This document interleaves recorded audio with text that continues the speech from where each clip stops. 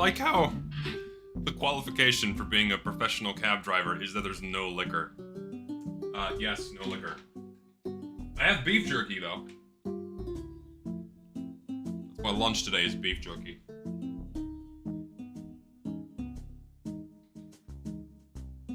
Hello.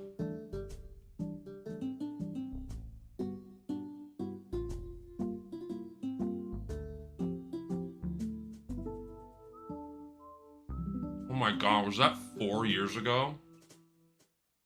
Was it really 4 years ago when I made those fucking weapons tier lists? Jesus, man. I'm fucking old. I'm not old. It's just been a long time.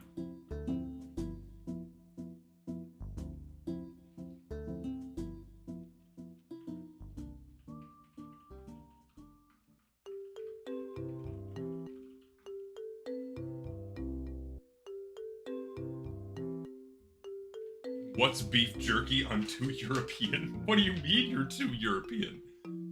Hang on. You don't know what beef jerky is? Excuse me? How do you not know what beef jerky is? I refuse to believe you.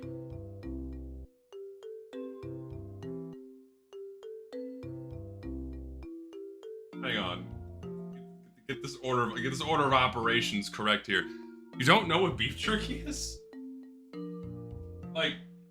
Like strips of beef that have been cut and dried. It's a tasty protein. Camera? Focus. No, it's a tasty protein-based snack. That was quite delicious.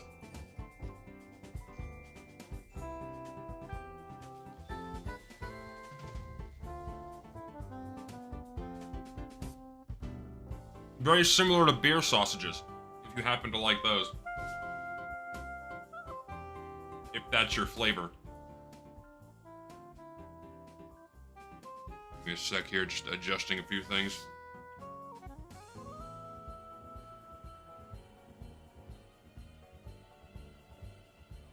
We walk outside.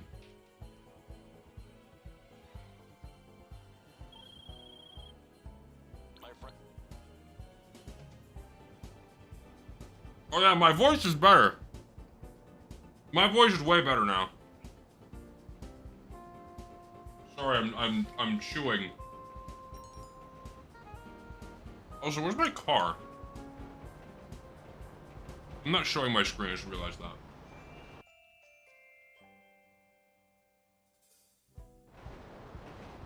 There we go. There we go. Hello. Now, look at me. I got the fucking cab driver getup now. I'm looking fresh and clean. Oh yeah, Gary will be here in just a second. I gotta call him 1 sec. I'm just finishing getting my shit set up. Gary will be joining me. Hold on. Let me call his ass.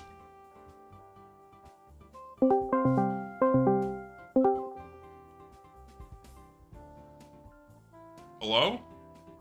No. No? What do you mean, no? I like how I've been echoing because I've been watching your stream and there is like a 2-second delay. So I was like, Zesty saying hello to here and then Zesty saying hello again in 2 seconds and like, Okay, well that's fine. I am no longer listening to your stream, although I have it open. Hello everybody, welcome. It is your favorite Mr. Worldwide, the Mexican Tasmanian. Someone said Australian Mongolian.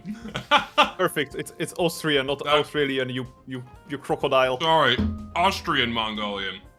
I'm Yes, so that's sorry. much more I misgendered you. I love the Polish, Turkish, Hungary man. Perfect. It's truly beautiful. I gotta get my taxi in here. To finish chewing. I got more beef jerky to go through, so it'll be a minute. I never. You know what? You could bring me some beef jerky from America because I never tried beef jerky in my life. You've never had beef jerky? What? Okay, yeah, I'll bring you some. They have like dried bacon. That's the closest you'll get in the Hungarian version, right? I will absolutely. I'm gonna get you some fucking Bucky's beef jerky, man. I'm gonna get you the good shit. Heck yeah, man! I'm ready to get freaking I don't know. I'm gonna get wasted on jerky. I got blood clots in my brain. That's what's gonna happen. This is like one of the healthiest snacks you can eat. I mean, minus the salt, but it's not bad for you. How is it healthy? It's just meat. Well, yeah. Look, listen. 1 gram of fat. I mean, there's 400 milligrams of salt, which is a lot. But I mean, you have 10 grams of protein per serving, and that's it. It's just meat. Fair enough. Nitrate-free, no less. Nitrate-free. I shall believe you. Trust me. If it's from America, I'm betting it's one of the least unhealthy things I can do. Yes. No, trust me. It's good. It won't kill you. I promise. It is delicious. It is definitely one of the healthier snacks you can get here in America. Alrighty then.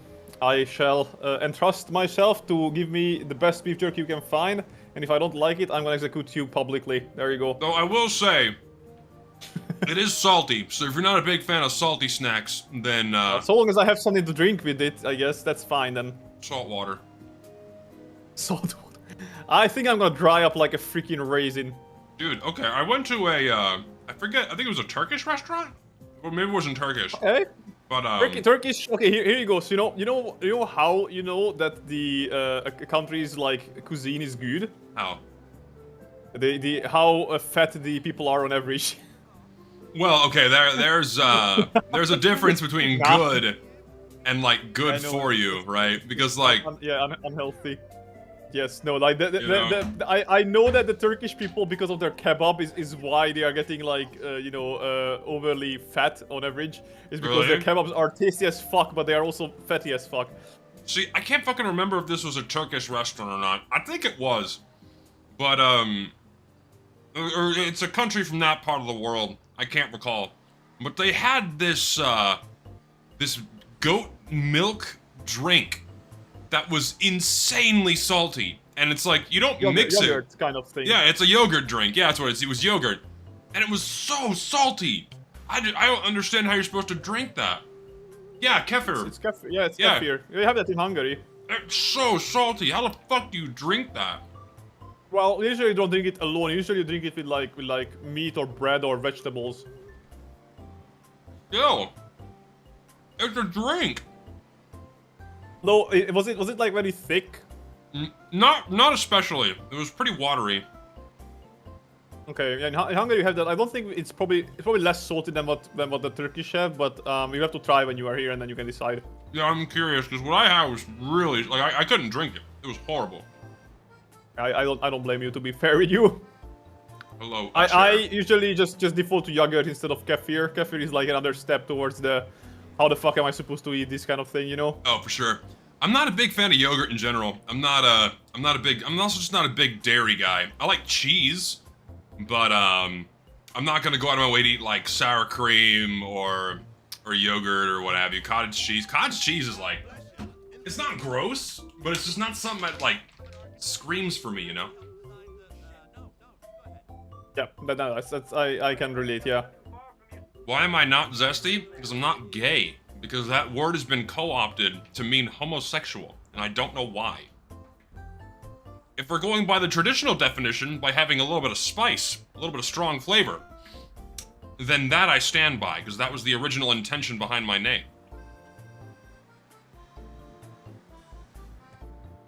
Drink the kefir on camera. Oh yeah, when we do taste testing shit, I guess I have to have that. I guess I have to have that one on camera. What we'll do once again is that instead of doing right away when you arrive because of the jet lag, we're gonna do the next day. We're gonna go shopping. If you want, what you can do is that you can take some photos of like what the shop has to offer, and then post in your server, and then people can like put like one dot on like what they want you to try it on stream, right? Okay. If you haven't already tried. Yeah, that sounds like a good idea. And then we like buy a few of those, and then we'll actually try them out on stream. There you go. That sounds like a great. Yeah, you guys get to choose. The thing is, they're all gonna choose the nasty shit. They're not gonna choose the fun stuff. It tastes good. Well, that's why we can like select which of their choices, because Like, we won't be able to, of course, get all of them. But you know. Yeah, like for some, we're gonna have to just pick some that we know aren't gonna kill us. You know. Yes. We're Well, gonna have to pick some that tasty would ones. be ideal. Yes. I gotta make a mental note to like get you beef jerky. I can't. I don't want to forget that, because if you've not experienced beef jerky, you've not lived. Well, What can I say? Is it really only an American thing? I'm kind of shocked. No, we have beef jerky in Hungary, but it's only in like the foreign shops. Oh, okay, I see what you mean. But like, it's not. But still, the point stands in that it's not common. Here, it's like extremely common. It's absolutely not common because we usually have like dried bacon, not dried beef. You know. Hey man, I'd fuck with some dried bacon. I'd fucking annihilate some dried bacon. Yeah, okay, that is true. Beef jerky is really well, the thing is, meat is expensive in general. At least here in America. I don't know how bad it is there. It is, yeah. But meat is it's not cheap nowadays. Yeah, meat is very expensive here, and beef jerky is like a luxury. It's not a poor man's snack, unfortunately. And like the price per ounce of meat is just not worth it. Like you waste less money, and then even with the time it would take to make it, you would still be wasting less money to just make your own beef jerky at home. I assume it's not that hard to make beef jerky at home. I mean, you're just drying meat, really. Yeah. Just drying and curing meat. You got like your homemade beef jerky or some shit. Or so Horvath just said beef jerky is expensive in Hungary. Well, if it's an import, then yes. If it's an import, then yeah, it makes sense that it's really expensive. Like, all the import foods here are fucking expensive. Like, if I just want to get a jar of Marmite, it's almost twice as expensive as it would be in the countries where people eat it. The beef jerky, like, going back to the times that you have to, like preserve the meat by just drying it out and then just storing it that way. Basically. Like a very old, like hunter's food or some shit, or like sailor's food. Yeah, like smoking it, drying it out so it lasts longer. That whole song and dance. That's exactly what it is. But, shit, what was I talking about just now? I totally forgot what I was talking about. Fuck. About us buying shit at Hungary. No, god damn it. Wow, my short-term memory is fucking terrible. I can't believe that. Well, what would you say at these times? Oh, I'm getting old, fuck. No, I'm annoyed I can't remember. It was about a food item. There's a okay, people still about the cafe here? Okay, I'm being baited. People are saying there's a blog post. There's not. What blog post? The TF2 blog post? Oh, there is. Okay, so it just says... What? All the blog post says... Hello. All the blog post says is this. We wanted to thank everyone for all the workshop submissions. You've given us tons, and we mean way more than we expected, of amazing stuff to look through and test. Oh my god, they're actually gonna test things? Excuse me? No way! We don't have a release for the update yet, but we'll be going through the submissions and working on it. Wow, communication? That's shocking. And for those of you interested in the usual seasonal updates, yep, we're still working, term used loosely, on those too. Working as in like we gave the plant the task to pick some items that you can throw into the game for some easy money. Well, working as in copying and pasting. Yes. Well, I suppose that's good news. They might be paying a little bit more attention than usual, but maybe they want a little bit of extra dosh this year for Mr. Gaben. I don't know, man. I still don't quite understand why they're doing this. Because they don't have to do this. Like, there's no obligation for them to do any kind of extra work. What if this is one last kind of test for them to see if TF2 actually has a viability for player resurgent if they put in some content that hasn't been tackled in a while. It's not gonna be for MVM. If they were actually testing whether or not TF2 could have a player resurgence, they wouldn't be putting effort into man versus machine. I don't know. You never know. They'd be doing something else, man. I don't know what, but it wouldn't be MVM. I still think someone at Valve just got a wild hair and said, fuck it, let's just do an MVM update. I really can't see another reason other than just a spur-of-the-moment decision. I really can't fathom another one. Well, It is curious. Know. It is interesting. I'm curious to see what's gonna come of it.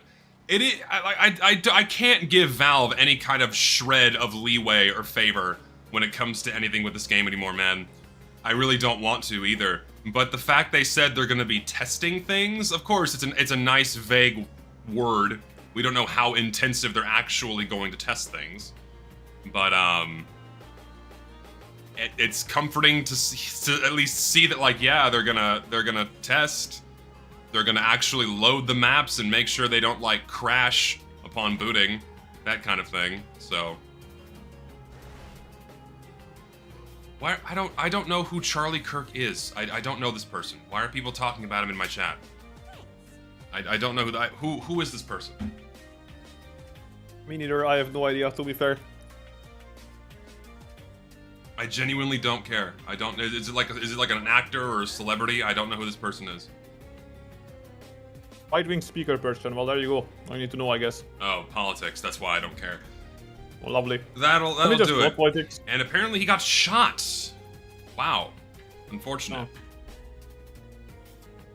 So there's the news recently about that. What is that Ukrainian woman or something that got murdered on a subway? Oh my God, that was horrible. Jesus Christ! I saw. Did you know that? Did you know that the guy who made it was apparently a 16 times repeat offender, and he somehow still got fucking let out again? Yes. How is that happening in America? That's a conversation that you're not allowed to have. Oh, fair enough. Okay, well, I mean, in Hungary, you would probably get shot by after like the second or third at worst. Yeah, in America, that's a conversation you're not allowed to have.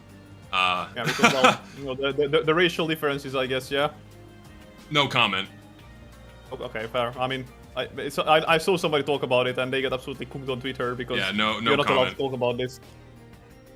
I just say about this: if you just you just don't look at what color person is, just somebody killing somebody should just not let you get back on the street, no matter what the circumstances, especially when it was unprovoked. Oh my God! It is. I think the most shocking thing is just how mainstream media here in America was outright avoiding speaking about it until they got pressured into speaking about it. Yeah, it took like 3 or 4 days for any major media outlet to say anything, and it was just such a horrific random act of violence against this poor chick who comes to America as a refugee, is like making ends meet, working at a fucking pizza restaurant, gets on the train to come home from work. Yep. And then some random thug who was let out of prison 16 times stabs her in the neck and kills her. It's fucking awful. And then nobody fucking reacts. That's another thing. Is like how I don't think anyone knew what had happened initially. She didn't even know. Like, she was just shocked. Over the place. Well, like after the first minute. Like, did you see the full video? I saw like the woman running away with like holding her neck in shock, and then the fucking blood comes splattering around. Yeah, but initially after she got stabbed, it was so fast and sudden it like scared her. She didn't understand what had just happened to her. It was I would be scared as well. Horrible. I can't blame her about that. God, it was a horrible video. No, yeah, very upsetting. It's pretty much everywhere on Twitter right now. It's not hard to find. Well, I wouldn't be surprised about it. And of course in Britain they try to like fucking suppress it because it's like things that are not safe for kids. And like, fuck off, this is not for kids. God, I hate Britain right now so much. Yeah, it's awful. And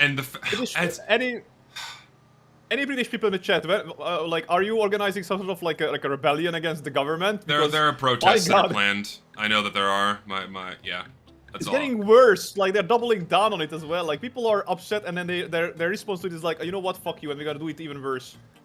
And they no longer even hide it. Like, they don't think we're trying to use the it's for the kids excuse anymore. They're just like, no, we want to like silence the adults as well. I'm like, I know there's various protests happening about various things that are going on over there.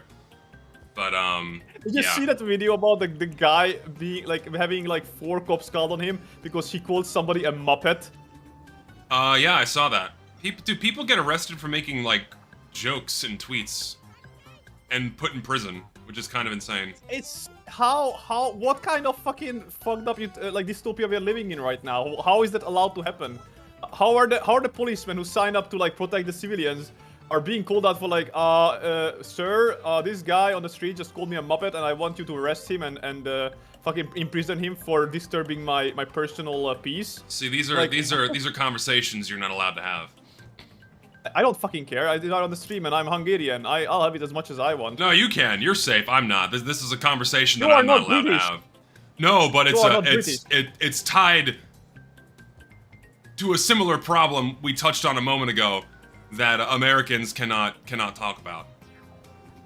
Trump is gonna disown Britain in like the next few months. I feel like. It's not getting any better. Didn't Trump like say that he doesn't like what the UK is doing? Oh yeah, or I am mean, yeah, hallucinating? he said he's not sad. He's really disappointed, but I don't know. And I don't really keep not- tabs that much on even my own country's politics, 'cause I just don't care that much. But Well, your First Amendment would be preventing something like this happening, wouldn't it? yes, Okay, Like- then at least we know that much. no, yeah, like we have a constitutional right freedom that of would speech. prevent this kind of thing from happening. Unless they want to abolish Destiny, in which case that's literally gonna end in like World War III. If somebody tried to like take away your First Amendment rights. Or Second Amendment, even though a lot of people are calling for that. Sorry, I don't know the amendments, but I just know Well, one the of them Second is the Amendment freedom of is speech right to bear expression. arms, so. Oh, okay. Oh, sorry. So you were talking about something else already. Okay, I misunderstood. No, I'm just tacking onto that one too. Yeah. I wasn't like trying to change the topic or anything. Anyway, It's stressful, man. It feels like things just keep getting crazier and worse with each passing day. It's the osmotic stress I'm getting just by looking at it all is awful. it is all over the world. That's like the concerning thing is like it's happening everywhere at the same time. It's really just feels like an Illuminati style like freaking what do you call this, conspiracy theory or whatever. Yeah, and also very good point in chat. The First Amendment is not possible without the Second. Look at the UK. So hello lol man. Yes, welcome my Polish brother or sister if you are. Yeah, woman, but there's no. we launch no. into very sensitive topics. We're not even half an hour into the stream. Yes. Also, we spell gray with an A here. I believe that's the difference is like between British and American English. Yeah, Is like E British or A. people spell everything wrong. Yeah. Okay, fair enough. Yeah, they don't they spell everything wrong and they say everything wrong. Have you seen the? Okay, I'm gonna bring this up again, but yeah, apparently that guy who like advertised on LinkedIn a new visa position about like the whole gaming culture supervisor or whatever it was called, Yeah, right? I saw that. That post got deleted when people started noticing that it is a thing. And also the fact that it looked like that it was very much just like a made up thing because they already had a guide in mind for it and they actually already like on the comment, the guy who advertised the post was tagging somebody who like, hey, do you my fellow, I don't know, friend, do you want this post? Maybe you would be a good fit for this. And the guy was like, hell yeah. Everybody was just like, okay, so you're basically just like taunting people at this point because you're just putting this out there that you're gonna make a position like this. You already have a guy, so it doesn't even make sense to have this position advertised in the first place. Otherwise, unless you like want people's attention. Now that people have your attention, they are all blasting your ass with like how stupid you are as a playment processor, trying to censor games of all things, right? Well, listen, it's all about soft banning things that the Puritan pearl clutchers do not want people to consume. And they test the waters on video games first, and then they can move on to bigger and better things. Yeah, I don't want to get onto sensitive topics too much because if I can avoid bringing myself this is gaming. strife. Like this is touching our. No, everyday life. that was in reference to what we were talking about before, of just addressing what someone said in chat. Yeah, it's just I wanna, if I can avoid bringing myself another shitstorm because Soundsmith gets angry at me, then yeah, I'd rather not. Just I'll avoid those topics. Here is my observation about how things go. By the way, we have three phases of catching or keeping up with the internet, right? First, you have the guys who are always first, you know, the guys who make the memes, who are on top of all the trendy topics, who are basically the leading kind of like spokesperson on Twitter and like social medias that kind of, you know, make people, I guess, follow the internet trends and make these trends themselves, right? These are like the what do you call these, the head starters or whatever you call, right? Yep. Those are the guys who were the first gamers who realized the potential in PC gaming, in the potential of internet-based communication and media and whatnot. These are the guys that realized this I guess possibilities and wow, that's a long way away. They realized the potential in this all, and but instead of exploiting it, or at least most of them wouldn't exploit it, but they actually would gonna try to like use it for entertainment and connecting people, right? Yeah. People who made the social medias and all that. Now, and you get the second wave of people. These are the company heads, the politicians, the whatever other like people who slowly but are catching up. But they are catching up enough where they also realize the potential in this. However, they immediately try to exploit it for their own benefits and potential. That's why you see Visa trying to tackle down on trendy internet cultures like gaming, like social media for like Britain and shit like that, because they know where they need to hold choke points to actually get a decent, I guess, area of the internet under their palms, right? Yeah. And Also, then to the guy you in have- chat, I'm not scared of Soundsmith. He's a chicken shit asshole. I'm worried about people showing up at my parents' house again. If I can avoid that from happening, I would prefer to prevent that from happening. That guy did not think through what kind of community he's been developing, sadly. But yes. Anyway, so the third wave is sadly the people that should be at least like on the same page as the second wave, because they are supposed to be the ones that kind of, I guess, keep things in check, if that makes sense. Like, for example, the government forces, the what do you call this? The people. What is that? What is the name of that organization that's like responsible for keeping the market powers in check to not have any like monopoly on the market or anything? There's a word for that.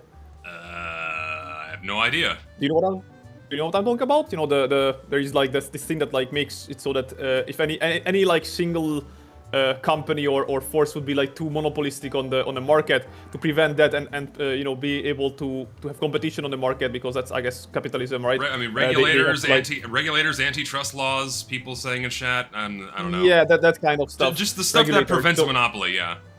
Yes, so those guys are usually coming in a third wave, which is a bit too late, because the second wave already ruins a lot of things for the first wave and other guys on the internet, right?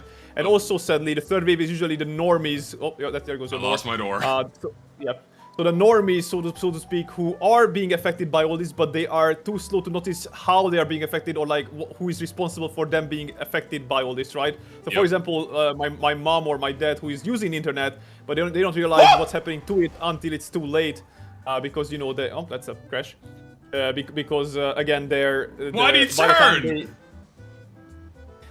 By the time they connect the dots, it's already like the changes have already taken effect, and they have ruined things for everybody, right?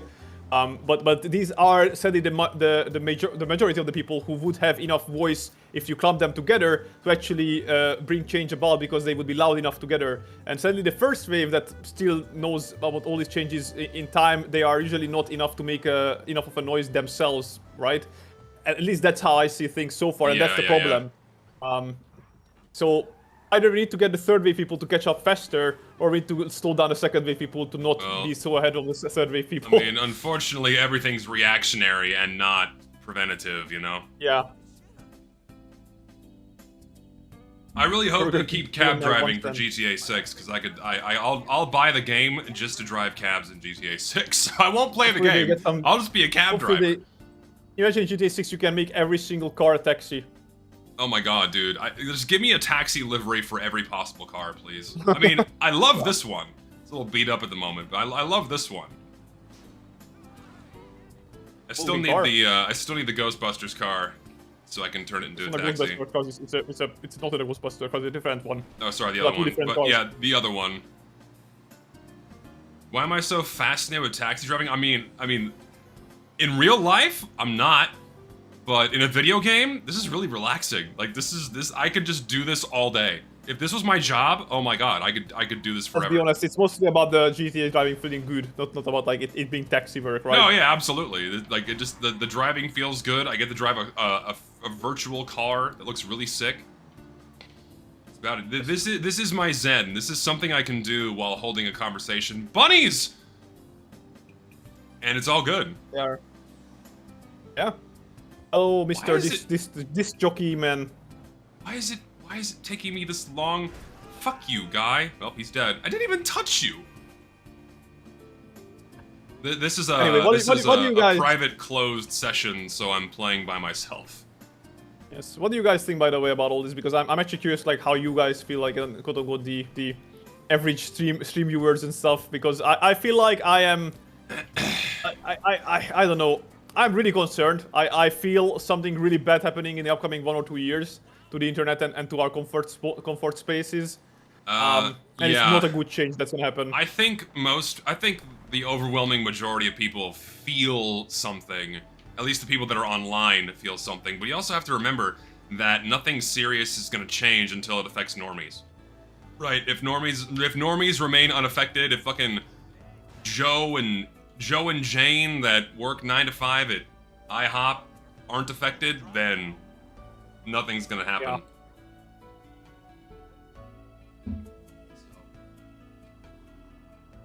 Yeah. It'll have to reach it'll have to inconvenience the normies enough in order for there to be like a mass uprising, which is happening in like the UK right now, because it's even affecting normal people with like, fuck, what do you mean I can't just say something on Facebook anymore? So then they're mad. I will say, I think I am calling this right now. What do you mean I can't look at porn without the government taking my ID? Within a year or two, the online safety act in UK will either be abolished or will need to be toned back really hard. Otherwise, people will actually like go into riots. I mean, there's already protests about all this shit happening. Like it's it's gonna like ramp up. The more the government's currently very thick-headed and they try to resist and then keep doubling down.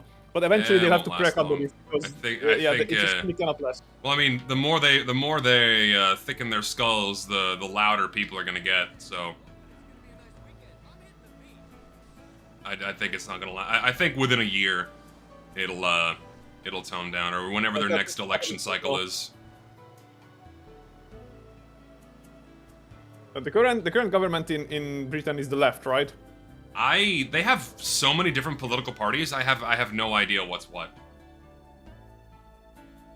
But then it would like, I guess, explain that like there is a major rift between like, you know, the America and UK being two different parties. I mean, guess. America has its tried and true two-party system, whether you like it or not. UK, I know, has like 50. In Hungary in Hungary we have like 8 major Well, I say major. I say like parties that actually show up on like, you know, the percentage list.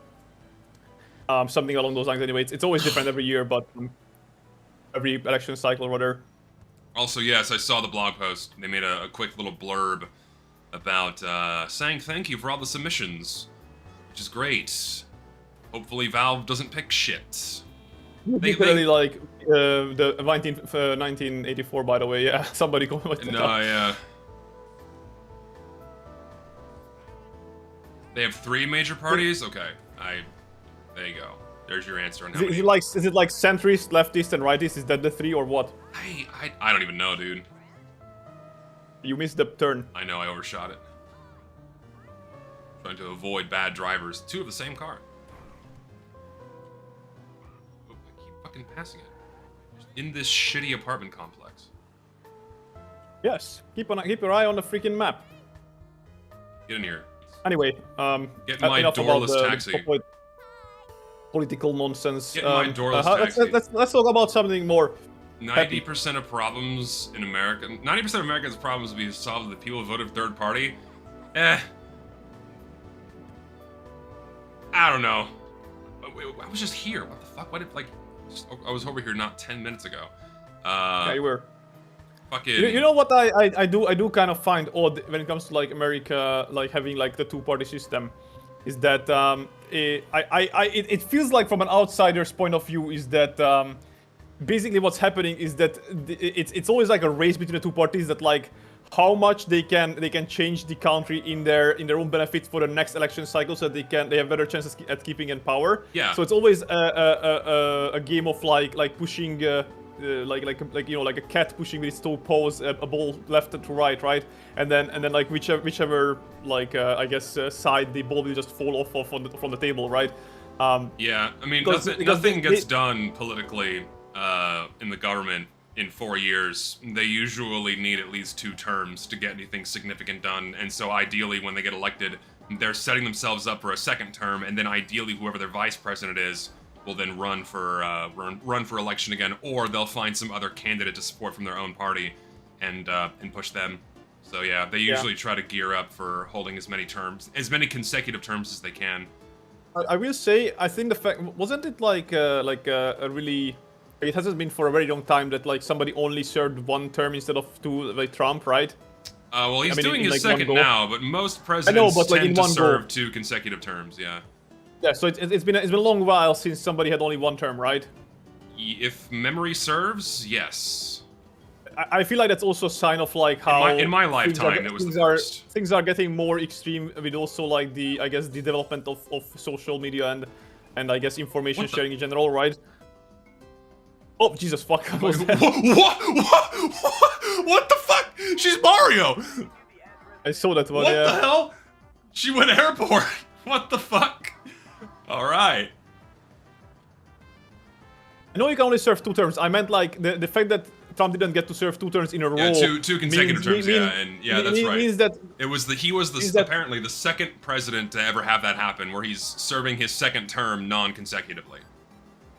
I am really curious, like after Trump, whoever comes next, whether they'll be able to get 2 terms in or not. Because I feel like if my prediction is correct, that people are like the how do I say this again? So the development of social media and just information sharing in general, the whole like I guess what do you call this, like dissatisfaction and blaming of like if there is not enough progress made compared to like what was promised, I guess people will be a lot quicker to switch sides. And then do it back and forth on the election cycles and shit. I mean, it happened with what's it called, Biden, right? Biden only served once, right? He Yes, did it was only 2020 one. to 24, yeah. So when he served, so that was again one. So Trump was one, Biden was one, and then Trump again, and then now it's gonna be somebody else because this is the second, right? Yes. So again, I'm like curious if it's gonna keep this up where like presidents from now is only gonna get 1 term in at best. No. At one time. Statistically, no, that's not going to happen. And the only reason why I'm curious to see. To see. The only reason why we didn't get 2 consecutive terms out of Biden is because his brain was rotting in his skull, and the candidate they pushed, everyone hated. Even their own party. So it didn't work out for them. Well, again, I'll just keep this in the back of my mind as a check of like, okay, so let's see what's happened in the next like 8 years or so. But anyway, I'm just interested in how this will turn out because I see a kind of shift. We'll see. Yeah, I agree. Every election cycle here in America it's consistently the less of 2 evils. Yeah. That's okay. I mean, it is. Yeah, it's always the least of 2 evils whenever you're casting your ballot for the president here. I'm more concerned in my local elections because those have more immediate impact on my day-to-day life. So I mean, I hear the thing. Your election, in that sense, is still better that at least your presidents promise something, while our governors and whatever you call them, right? They only tell you why the other party would be worse to vote on, and that's why you should vote on them instead of promising shit because we do they know that that too. they wouldn't keep it. No, I know you do that, but our governments promise nothing. Like they are basically just say, oh, we're gonna stay stable. I'm like, bitch, we are not stable as we are currently. What do you mean?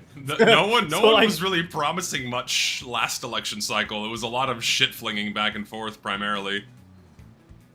Pretty heavy on the shit flinging actually, if memory serves.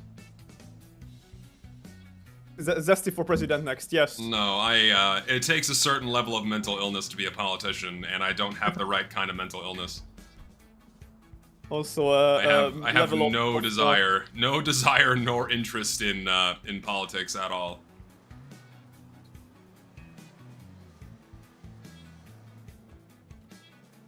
So, ooh.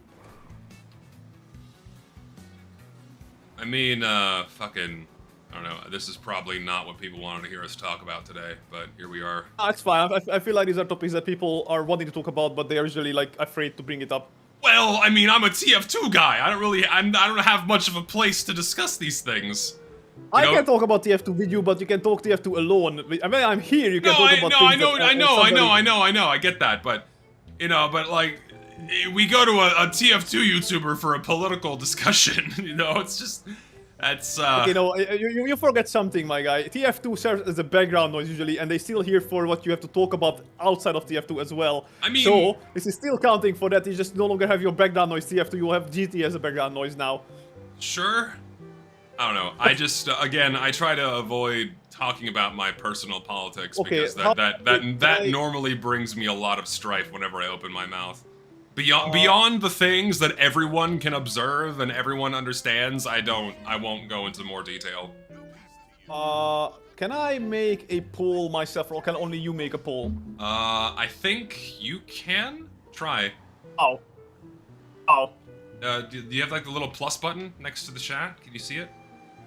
I have a money button and the heart button next to the chat. Okay, then you can't. So I can. Okay. I want you to put it to a vote that like so that people can tell whether they mind off topics like this or they would rather as we keep it to like gaming and TF2 only. I mean, I guess I'm just curious. Sure. Poll. Topics of interest. Only TF2 and gaming or other stuff? the Wild West of stuff. Or other stuff. I didn't know what else to put there. I mean, Fine. I understand most people are only interested in the TF2 stuff, so I get that. You say that at the same time when people call you out that you don't do variety content, even though they would want variety content. Well, it's so I don't know. it's still gaming, man. I know. I'm just saying that like you usually misjudge your audience a little bit. I feel like. I mean, I'm gonna break out and I'm gonna be the next big political commentator.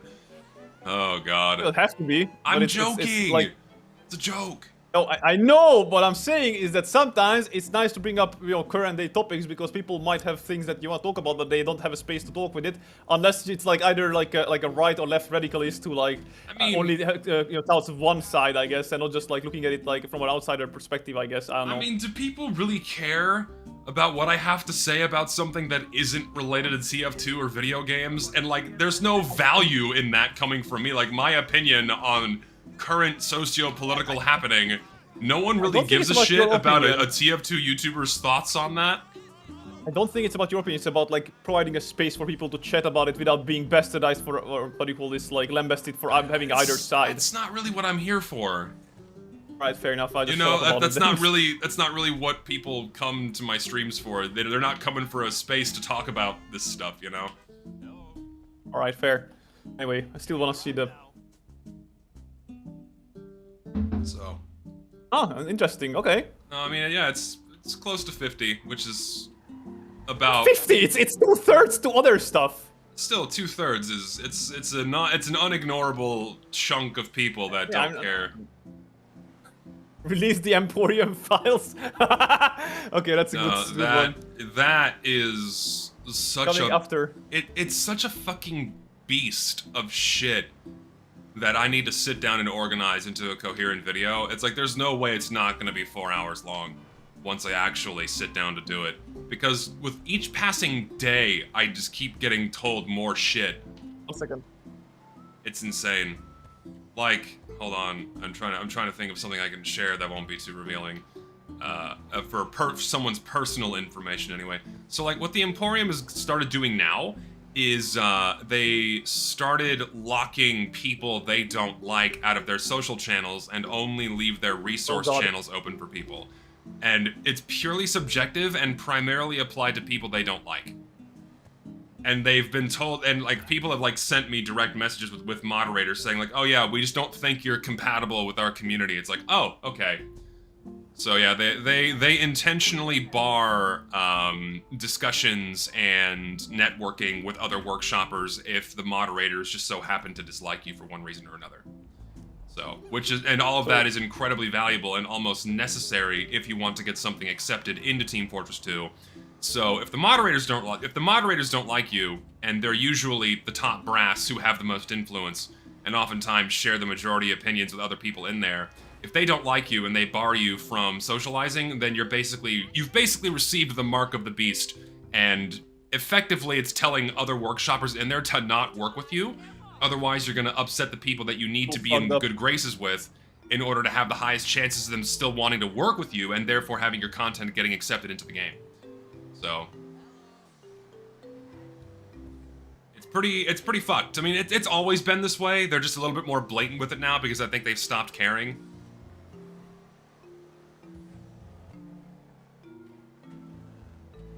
Yes, I saw the blog post. I saw it. I saw it. No, yeah, and there was that video that that guy put out showing that, like, some odds 85, 90% of the content that's accepted into Team Fortress 2 primarily goes through the Emporium, and it has to. It has to. Like, it's again, Valve has a tendency. Well, Valve has a tendency to pick from the same creators primarily because it's easy for them. Because there's fewer people to keep track of on the payroll. It's more consistent in terms of its functionality. Listen. Let me finish. They don't have to worry about items breaking or maps breaking or having to reach out to the creator to ask him to fix things. They know the work is going to be of the minimum level of quality, where it's going to be as little work on Valve's part to implement their content. So they almost always return to the same creators, and as a result, those creators know that Valve is going to consistently pick from them. Naturally leading for other people to want to work with them because, hey, if their name is attached to their work, then chances are Valve is going to pick it. And all those people over the years have gradually gotten together within the Emporium and worked together, and that kind of creates this soft monopoly that the Emporium has had for well over a decade now. And it sucks, because if you're a new creator, you have to go through them. You must go through them, otherwise you're basically never going to get anything accepted into Team Fortress 2. No matter how good of quality it is, your work will simply be ignored because it is not coming from these people. Okay, question: would you be surprised if it like came to light that the guy who is responsible at Valve to picking shit have like IRL connections with one of the Emporium guys? No, it wouldn't surprise me at all. And if memory serves, a couple of former Emporium members even went on to work for Valve. So, it wouldn't surprise me at all. There you go, guys. It's all about the connection. No, and some guys that are big names in the Emporium are also working in the games industry and just have like TF2 items as a side gig. So like these are, you know, it wouldn't surprise me at all if there's someone in Valve that has a preference to picking content from them. Or like floats the idea of like, hey, maybe pick this or pick this because without saying because it's coming from a specific creator or two. Like someone could be like telling Eric, like nudging Eric on the shoulder, hey, you know, maybe pick this. This looks good. And Eric, in his infinite wisdom, will go, oh yeah, that looks cool, without really knowing any better, and then throws it in the game. It was a fucking mistake to start paying people to have their content accepted into Team Fortress 2. The workshop was a mistake. Workshop was a mistake in that. If you stand to earn 5 figures a year, and sometimes a high amount of 5 figures a year by getting content accepted into Team Fortress 2, even in its current state, there's gonna be a lot of competition and a lot of people going for that money. I feel like this is kind of the same scenario that happened with like when Google bought YouTube, and then the advertisers started coming in, and everybody suddenly was not about making fun content, but about making money. Oh yeah, exactly. I still believe, yeah. The majority of content put on the workshop is not made out of passion for the game, it's made for a paycheck. I still wish that they like didn't offer money. Like if they just offered like, you know, like a self-made version of the item that you created that you get in the game, and that's it for competition, then you would still have, even though there will be of course a lot less content on the workshop, at least it will be people who actually like have passion for the game, right? Some people only do it with the self-made. They don't care about the money. Like no, but those guys are not. Status. I'm not saying they are not. I'm saying that like some people are just here for the money and don't care about the self-made.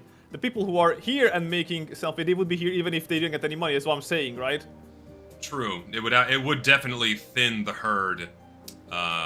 It would thin right out now, the a lot of people look at the workshop as like milkable cows, and then be like, okay, so what like safe item I can make that I can provide a consistency in terms of like quality for, that's gonna be likely get accepted because of, I don't know, like popular current trending topic, or I don't know, like social political positions of the gamers, or whatever the fuck like that they can make up for as like how to advertise it, or like in this case, as you said, like Emporium having like your back or whatnot, right?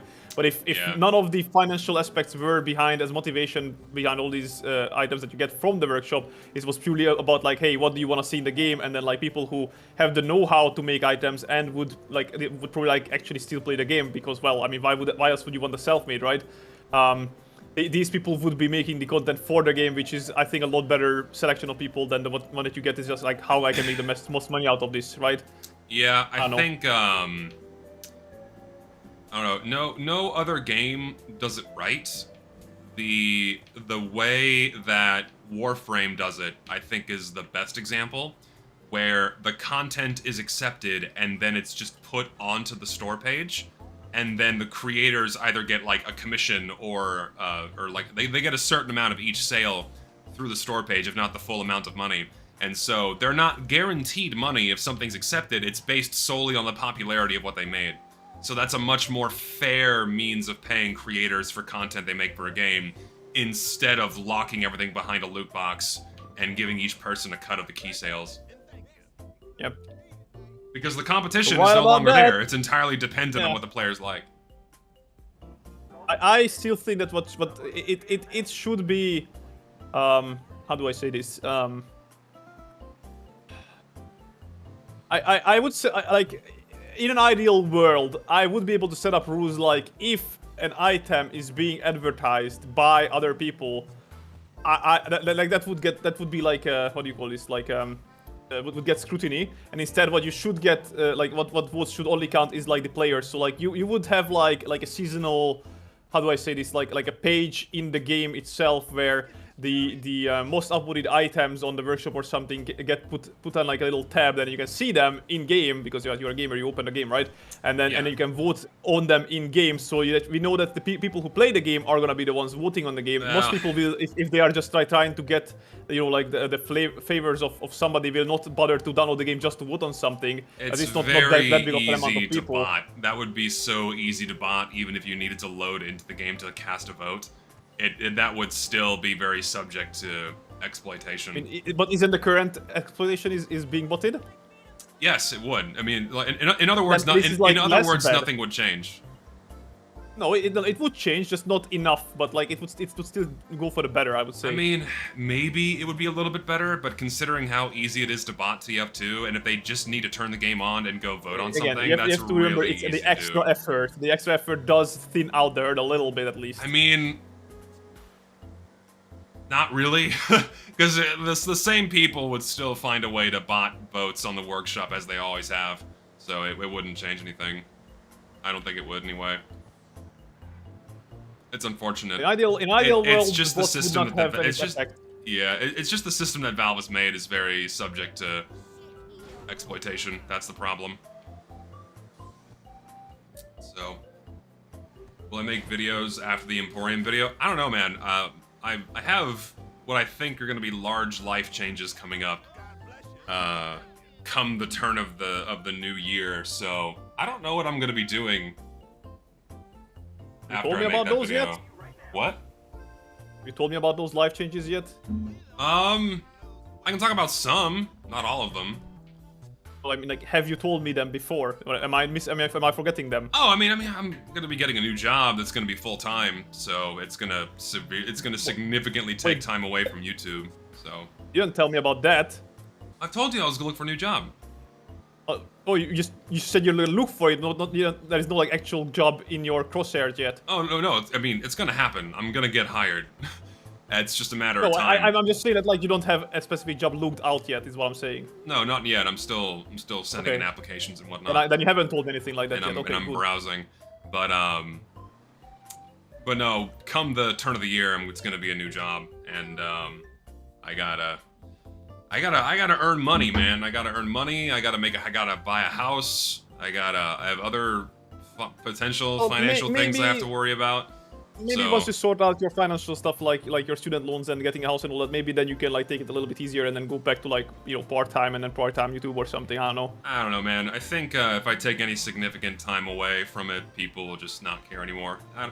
And even like this isn't forever. I mean, this was never meant to be a forever thing. This was never meant to be a job or something. And whenever I, you know, have more responsibilities with like marriage and having kids, it's like I'm just not gonna have time to do this, especially if I'm juggling a full-time job. You know, I'll have time for my family, I'll have time for my friends, but I don't think I'll see myself making YouTube videos after all that kicks off, which is going to be happening probably in the next couple of years, if not 3. So. Well, the easiest like way that would kick you down this road in the first place if they have to just like, you know, had an EOL, What? like an end of life service or whatever it's called. Oh, and you mean that would immediately push you to like have the quote unquote the real life carrier that we were just talking about. Oh, you mean TF2 going into end of service? Yep. I mean, yeah, that would be it. I don't know what else I'd make videos Well, about. good time, folks. Goodbye. We are packing up, going away. Just to see ya. I mean, streaming is fun, but that it won't be a replacement for videos, and I don't know what other videos I'd You make. can keep your audience that is interested in variety content. That's it. Yeah, perhaps, but I mean, most people. I'll again, probably still make you stream with me. Oh, sure, that'd be fun. I don't saw the like new blog ever post. stopping. I saw the blog. They're getting Valve saying they'll test things, which is great. Hopefully, they actually do that. Never happened before. I could break out into the anime review space, but it's pretty oversaturated, and I don't know. No, I don't don't know if I think that should. would fit you as well. No, my personality doesn't fit that quite well. I don't really know what I would do. Ooh, let's not go off the cliff. You know what? I think you know what would work well. What you would work well with. What? You know that guy, the critical drinker. Oh, videos like that, you mean? He's literally the same kind of formula where like he was just like angry rambling about like things that he liked. In which case he was rambling about movies, right? You could like do that with like either games or other shit that you like just find interesting to talk about. Sure. There are people who do that, by the way. No, yeah, I could. That wouldn't be the worst idea, but Another sandwich celebration. Just make fucking food videos. God. No, I'm not. I I'm feel not like a dad. Overwatch... I'm not. One, not pregnant. Two, I'm not a dad. Overwatch 2 will shut down before TF2 does. I'm sorry to tell it to you guys, but that thing is on less of a life than TF2 is currently. Wait, what game? Overwatch 2.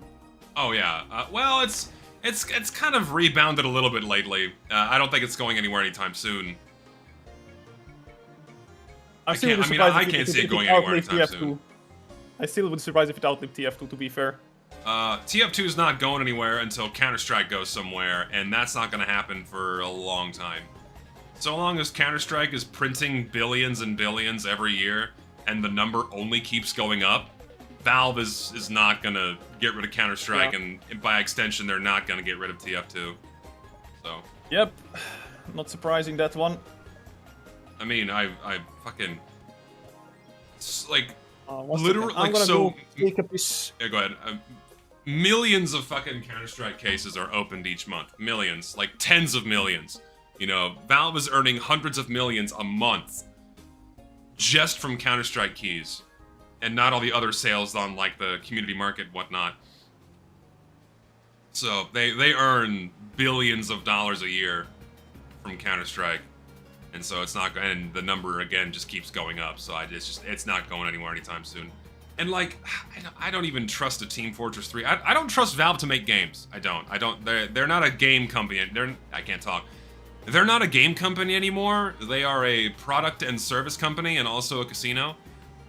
Deadlock looks interesting, but it has a lot more work until it becomes a competent game. Beyond that, I just can't see Valve doing anything video game wise at all. Nothing, and all the people that had the passion for making games and all the talent and what's the word I'm looking for? Not ingenuity, but fuck, what's the word? Regardless, all those people aren't there. Those people ain't there anymore. How long do you think lasts, like, 3 developers of TF2 are going to make seasonal updates before abandoning the game. So, again, TF2 is not going anywhere until Counter-Strike dies. And TF2 is being kept alive, quote-unquote, by those seasonal updates. Because so long as TF2 is looking alive and well, then that means its microeconomy is looking alive and well. Because the last thing they want to do is instill the idea in Counter-Strike's players' heads that everything they own could just be turned off at a moment's notice. Like, uh-oh, I don't actually own any of these virtual items. They're all zeros and ones being housed in a server room somewhere. And Valve, on a whim, could just go, well, we're done supporting this game now. We're gonna turn it off. If they just did that with TF2, and TF2's microeconomy, the father of all other microeconomies, just vanished overnight, there would be a mass fucking panic in the Counter-Strike economy. People will be looking to get the fuck out. It would be an insane market crash. And that's what Valve wants to avoid. So long as Counter-Strike's around, TF2's not going anywhere, and they're gonna keep putting hats in the game. TF2 will only stay alive to act as the linchpin for Counter-Strike's economy.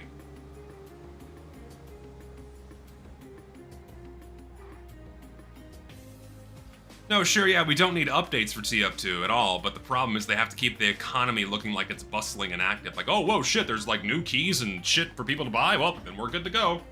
Nothing to worry about. Another 1,000 case opening video for Counter-Strike. And also, yeah, CS traders use TF2 keys. That's another big factor, too. Like, TF2 items are ingrained into Counter-Strike's economy, and they're not gonna turn it off.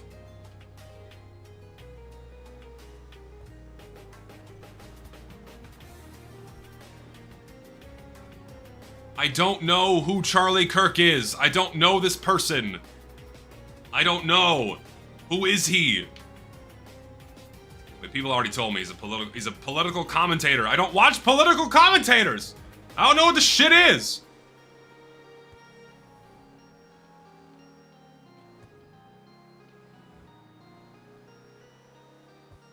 Yes, I saw the blog post.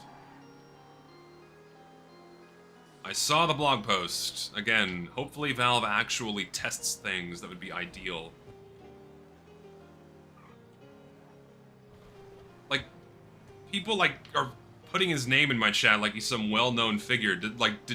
Is there something he's known for? Is he a YouTuber, or is it, like, someone on Fox News? What is this? I don't know who this person is.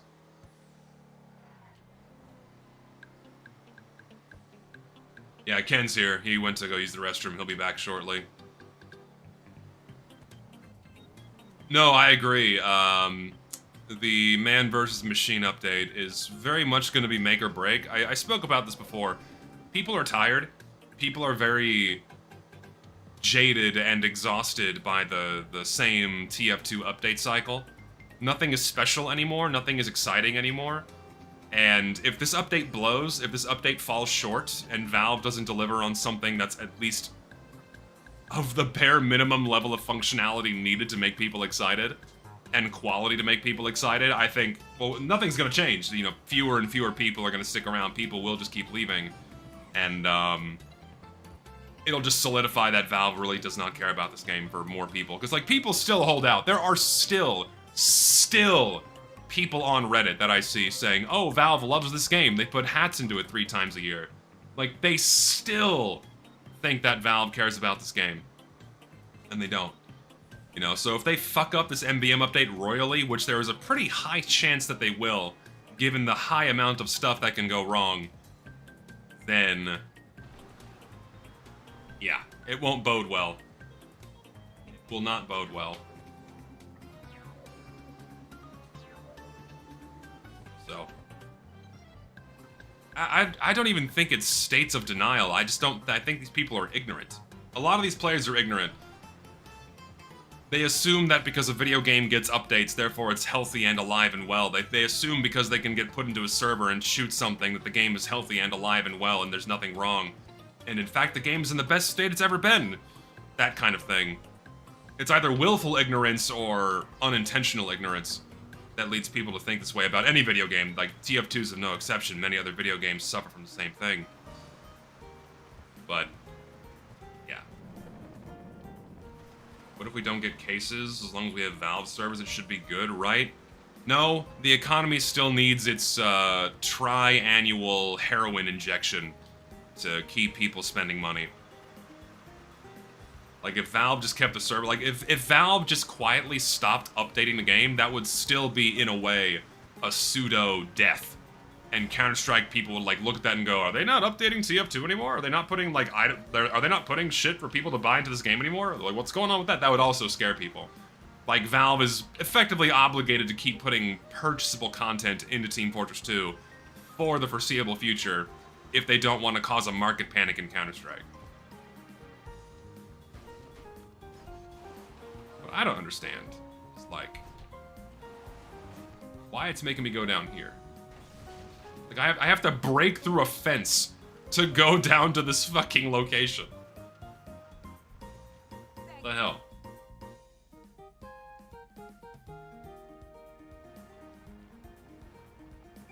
Why do people buy shitty items? Because they don't think they're shitty. They think they're the best thing ever. They think it's the best thing since sliced bread. I mean, if you literally put a slice of bread on the Heavy's head, people will think, wow, that's fucking amazing. And they'll spend $5. I'll buy that for $1. Or $2.50.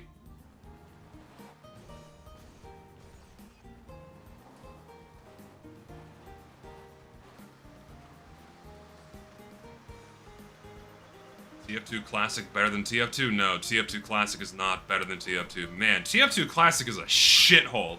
Oh my god, you think TF2's community is bad? Oh shit. I won't share much, but I've been clued into some wild drama in the developer scene with TF2 Classic. It is fucking insane what these people get up to. I'm not surprised. This is the TF2 sphere in general, after all, but holy fuck.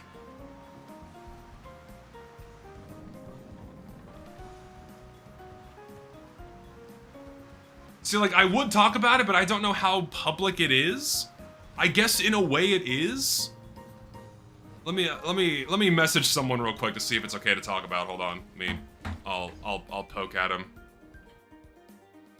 I'm not entirely sure if this is something I can discuss.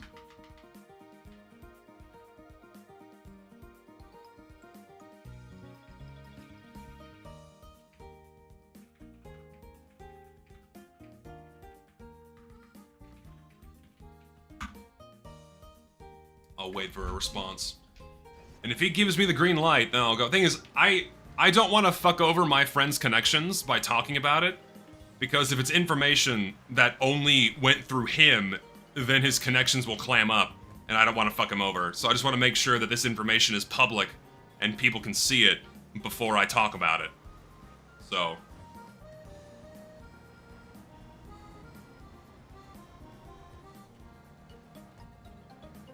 because, like, connections are valuable. Like, if you want dirt, if you want interesting information on the underbelly of the TF2 modding scene, you gotta know some people. You have to have keyholes to look through into the inner circles. And if you burn a bridge, that's a lot of valuable information lost. So you have to be a little bit more careful with this. TF2, not so much, but the modding scene for TF2, it's pretty insular. So you have to be careful. Oop, almost missed my turn. Almost missed my turn, but it's okay.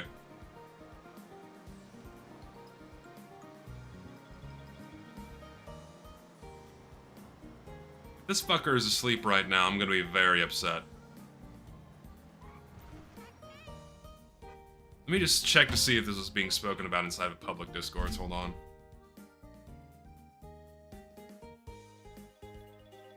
I am alive. Okay, yeah. So, I guess I can talk about this? Hold on, I'm verifying whether or not this is something I can speak about. Hello? Hello. Hello? What are we doing? What am I missing? I was cluing in people into some interesting TF2 Classic drama that, okay. I think I can talk about because the meltdown happened inside of their public discords. I'm pretty sure the meltdowns happen inside of their public discords. There's also a Google Doc on these people. Long story short, the TF2 Classic team brought on a self-admitted pedophile onto their team as a dev to work on things, and yeah, there was a pretty catastrophic meltdown over that.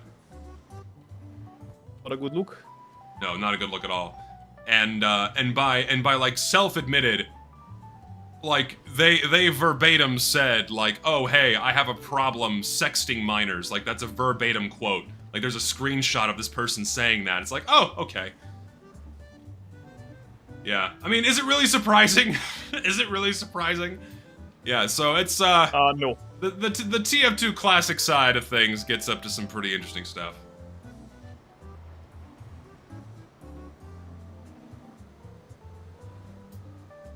I think that's all the public information that's out there right now. If you're inside those Discords, you can get a pretty good idea.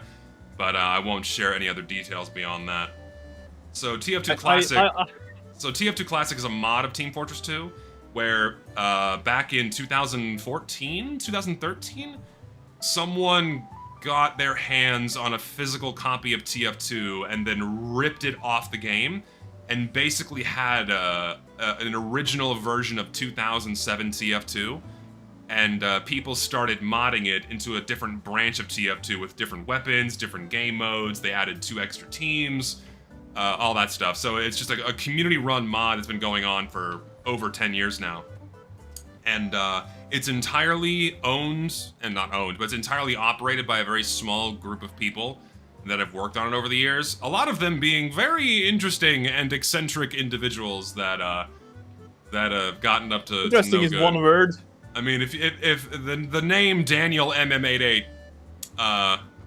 might ring a bell or two for some people, but just some wild shit. Also, Some where am I wild dropping- shit, man. Where am I dropping this guy off? Also, hello, Setcock. So, will your EMP video end TF2 case updates? No, of course not. Unfortunately, if I make my video about the Emporium, nothing's gonna change. Because Valve doesn't care. Valve won't give a shit. Yeah. It's just worth it for the players to know where their hats are coming from and where their money is going. Oh, they literally made you like go to the next fucking mountain. Oh yeah, I had to go to the other side of the map. Daniel MM88 or M888, MM88. I forget the actual. I forget the number of M's and 8s in his name. But yeah, that was the guy who was involved in the TF2 source code leak some years ago, and threatened to off himself in front of his girlfriend. Like he flew overseas to visit his girlfriend. The exact details of the story are very much lost to time, and have kind of been spread around a few Kiwi Farms threads and some like old screenshots off 4chan. But like this is back in 2016, 17 when this happened, something like that. He threatened to off himself in front of his girlfriend and was involved in the source code leak for TF2. It was a pretty crazy shit show. Or he was involved. He was like he was either tangentially related in one of the source code leaks or one of the bigger source code leaks. I don't have my details straight. It's been so long since I've looked at any of this. I have notes on all of this. I was planning on making a video of the insanity behind TF2 Classic, and I just kind of shelved that. But I'll probably get back to it because it's an interesting story that no one's really told before. So I might still go back and make that video.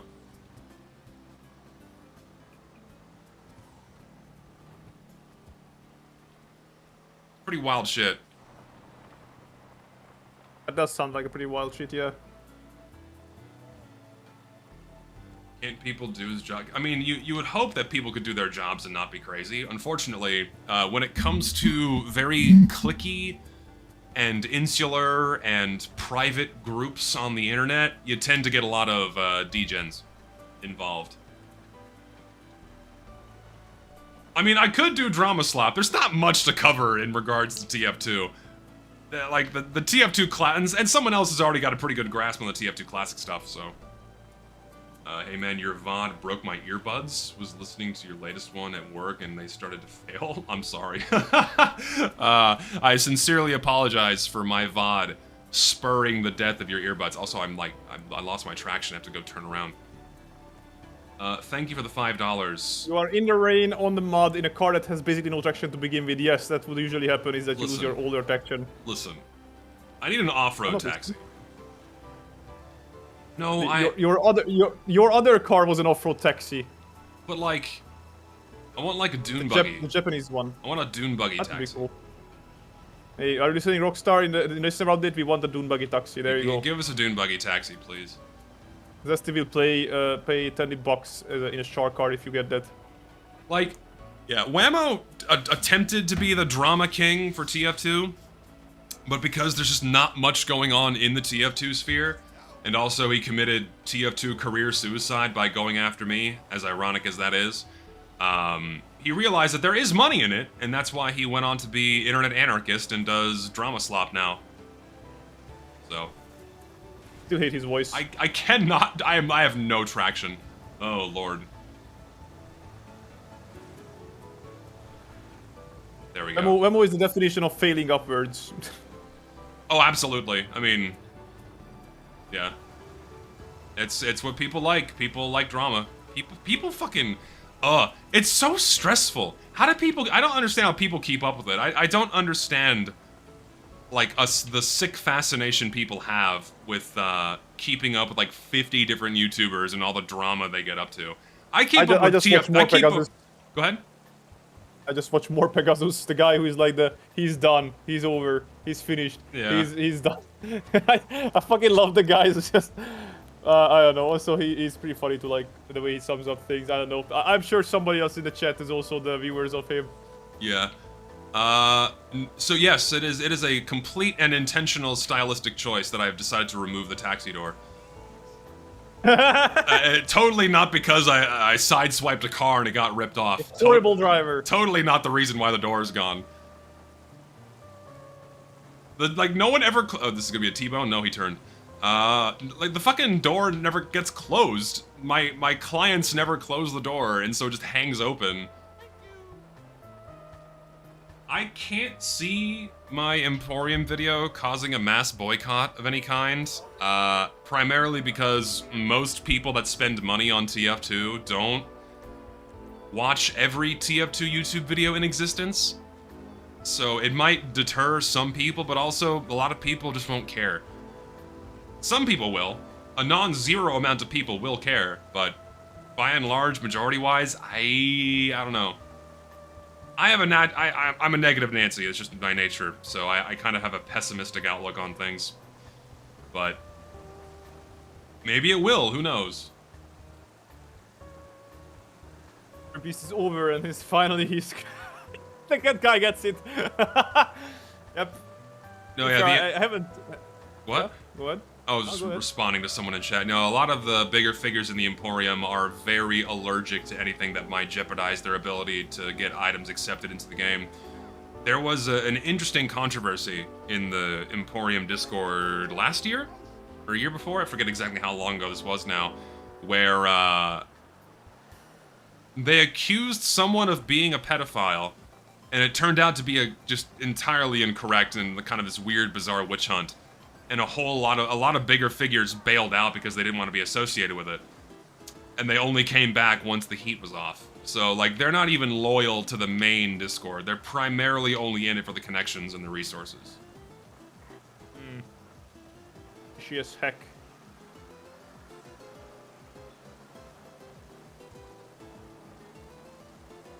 If you watch me, you're like 1.6% of the TF2 player base. Maybe like 10%. Not that many people play TF2 anymore. Like, maybe 10% of TF2 players are aware of my existence. I'm pretty sure if you just bring up in a server the name Zesty Jesus when you play the CF2, at least half of the people will have at least heard of you. Oh yeah, and half the reactions will be negative, and the other half will be very chud-coded. As Be like, oh yes, my gooning lord, hell yeah, brother. my goon chud lord. God, I can't believe those words came out of my mouth. Epic goon chud lord. I mean, sure, daily peak player counts in TF2 are about, I would say, 25 to 30,000 humans. But the actual size of the active player base, like people that play it every day and not just peak player counts, I would say it's in the low six-figure range, which is impressive, but still not nearly as large as, you know, any other mainstream game. Yeah, the casual data, that's something else I should probably talk about. Thank you to everyone who's been sending in your game data. I have received so much shit. I have over 7 million casual games now. 7 million. Part of the Jesus, 7 hacking tool. million. Now you reveal that you hacked all of their accounts because they fall for the trick. And all of your accounts are mine. All of your accounts are mine now. No, yeah, it's fucking amazing. I have data from about 3,000 players now. I haven't checked exactly how many I have now as of like 6 hours ago. I have more now. It's probably about 8 million now. And I have data from about 3,000 individual people, which is a really, really good sample size. Like I've already dug into the data a little bit more, and it's basically confirming what I already found from my smaller sample size of 400 people. It's really good. It's effectively bulletproof. This is a nice bulletproof data set that can't be biased in any way because I don't make content that would bias how people play Team Fortress 2. So it's just really good. I'm really excited to make this video now. Now that I have this data, it's gonna be really exciting to make this video. Because like I can tell people until the cows come home that casual mode sucks, but if I like go here's the data showing how miserable your experience actually is, then that's irrefutable.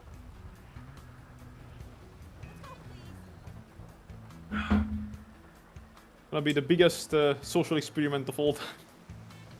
It's cool. It's very cool. Is there some weird naming file that feels bots to it? So like when people submit, oh, you asshole! All right, I want to kill this fucker now. Fucking ran me off the road. So yeah, there's a bot in my Discord that reads whether or not the file is correct and has all the data points that it needs, that it should have.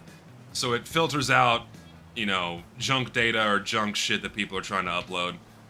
I've also coded up something that will detect whether or not the data someone has submitted has been tampered with or fucky. So, unless someone really spent the time to create a fake data set that looks real, then I'll be able to detect whether or not it's real data. So, get me off this mud road, please. Holy shit.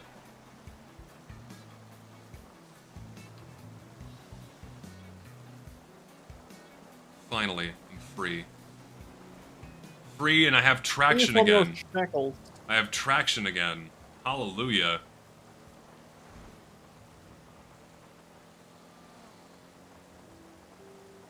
How is wife? I'm not married.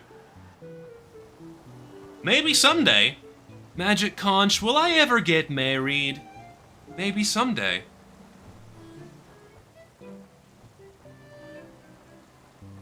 Maybe someday.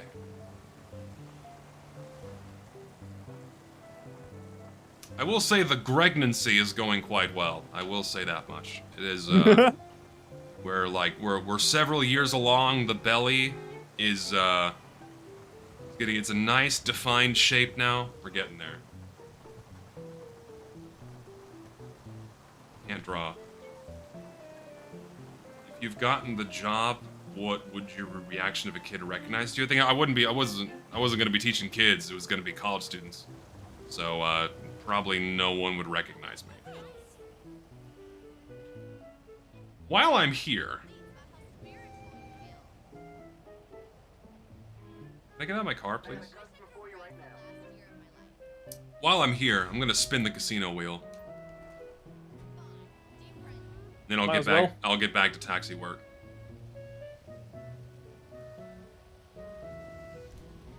Maybe I'll get a free car! Who knows?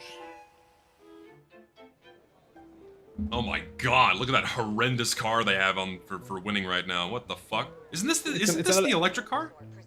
It is an electric car. It's the best electric car. Yeah, basically, that's the in one you game, have. I probably. want that. I want to win it. I'm gonna win it. Yeah. I'm gonna win it. I'm gonna win it. Well, Watch, I'm gonna win. I'm gonna win right now. The skin on it is absolute dog shit, but you can at least swap it out. I'm gonna win right now. Okay, I'm gonna count your win. Let's do it. I'm gonna win right gonna- now. It's gonna be a Gregnan t-shirt. I didn't spin the wheel very hard. It's a fucking t-shirt. Yeah! I told Yeah! Well, wasn't too far off though. Lime long line hoodie. Oh dang it! Oh dang it! I got a lime green hoodie. Hey, it's free. I can't complain. Also, I should go repair my taxi. I'm gonna go do that real quick, and then I'll get back to it. You need about 3.2 million to get that car. By the way, just saying. It's so get it. expensive. It is the best car in the game, pretty much. So See, yeah. it's not worth it because I can't turn it into a taxi.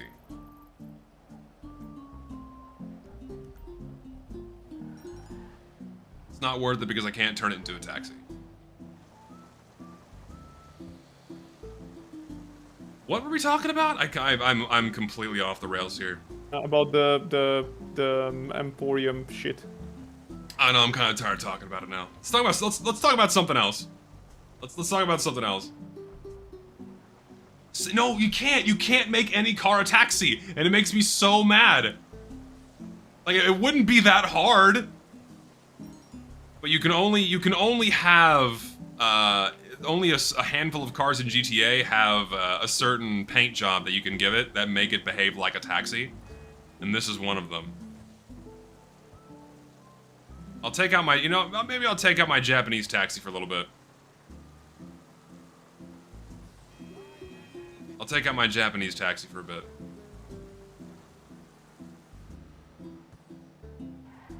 I know nothing about Plants vs. Zombies, so I'm afraid I can't answer that question. Fuck off, Martin.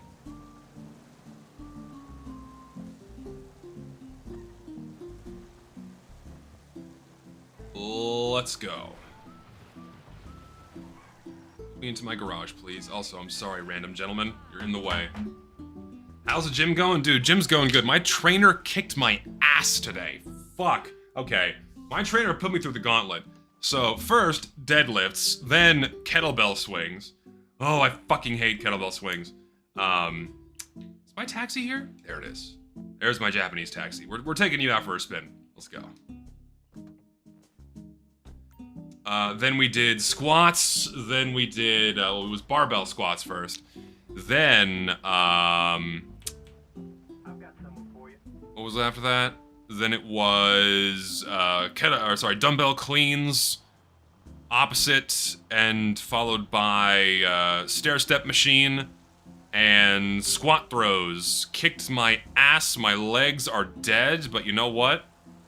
That's what I pay him for. Yeah, dead and proud. That's what I pay him for, so I'm glad he's doing his job. Don't fucking crash into my fresh taxi. Fresh sea. Fresh Z. Fresh Z. Fresh sea. Is this guy up on the bridge? He is. We gotta go up here. How tall is he? He's like 6'4"? He's almost as tall as me. He's only a few inches shorter than me. So it's nice having a tall skinny guy training a tall skinny guy. It's like the perfect fit. This guy knows exactly what I need, so I can't complain. Yes.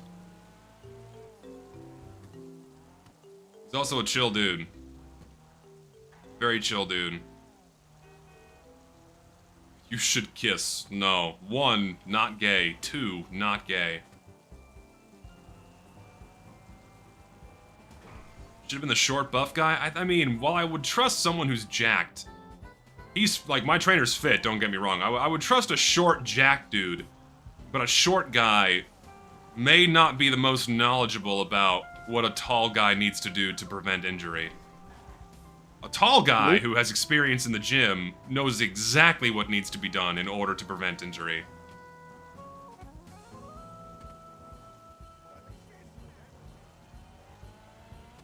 Cardio I do, I go for a morning run 3 times a week. So I exercise 6 days a week, 3 days in the gym, 3 days I do about a 3 to 5 mile run. And then I have my 7th day to rest as God intended.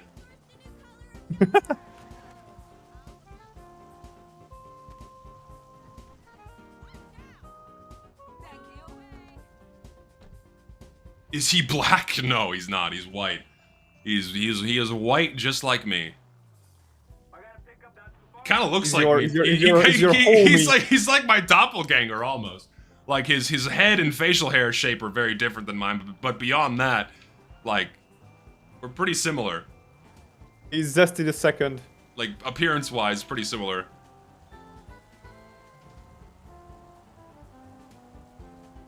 You could very well be a distant cousin. Who knows? Shadow Zesty.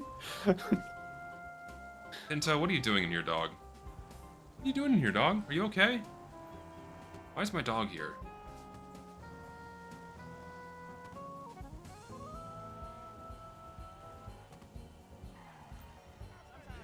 Hello.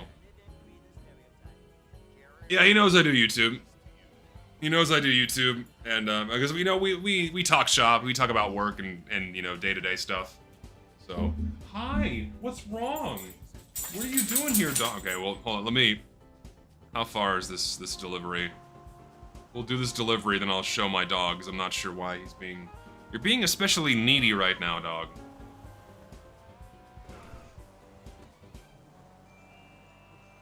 He only gets needy whenever there's a storm outside, so I'm not sure what his deal is.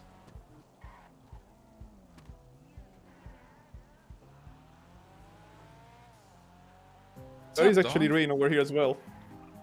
We got some pretty good rain here past couple of days. It's like been really, like, very much needed rain. Hi, Yes. Pinto. What's up, doggy? You're now finally getting some life back into the lands, as they No, say. You can't get in my lap, dog. Hold on. Let me deliver this. Lapdog. Let me deliver this Lapdog. human. Here, all right, come here, dog. What's your deal? That's very well this human, he said. Give me a second. Let me where's my webcam?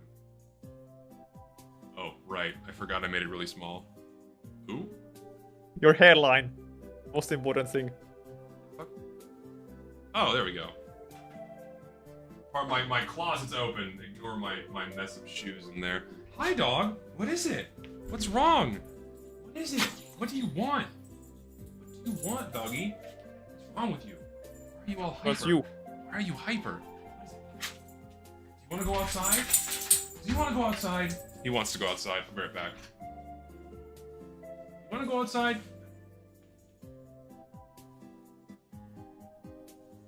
The dog.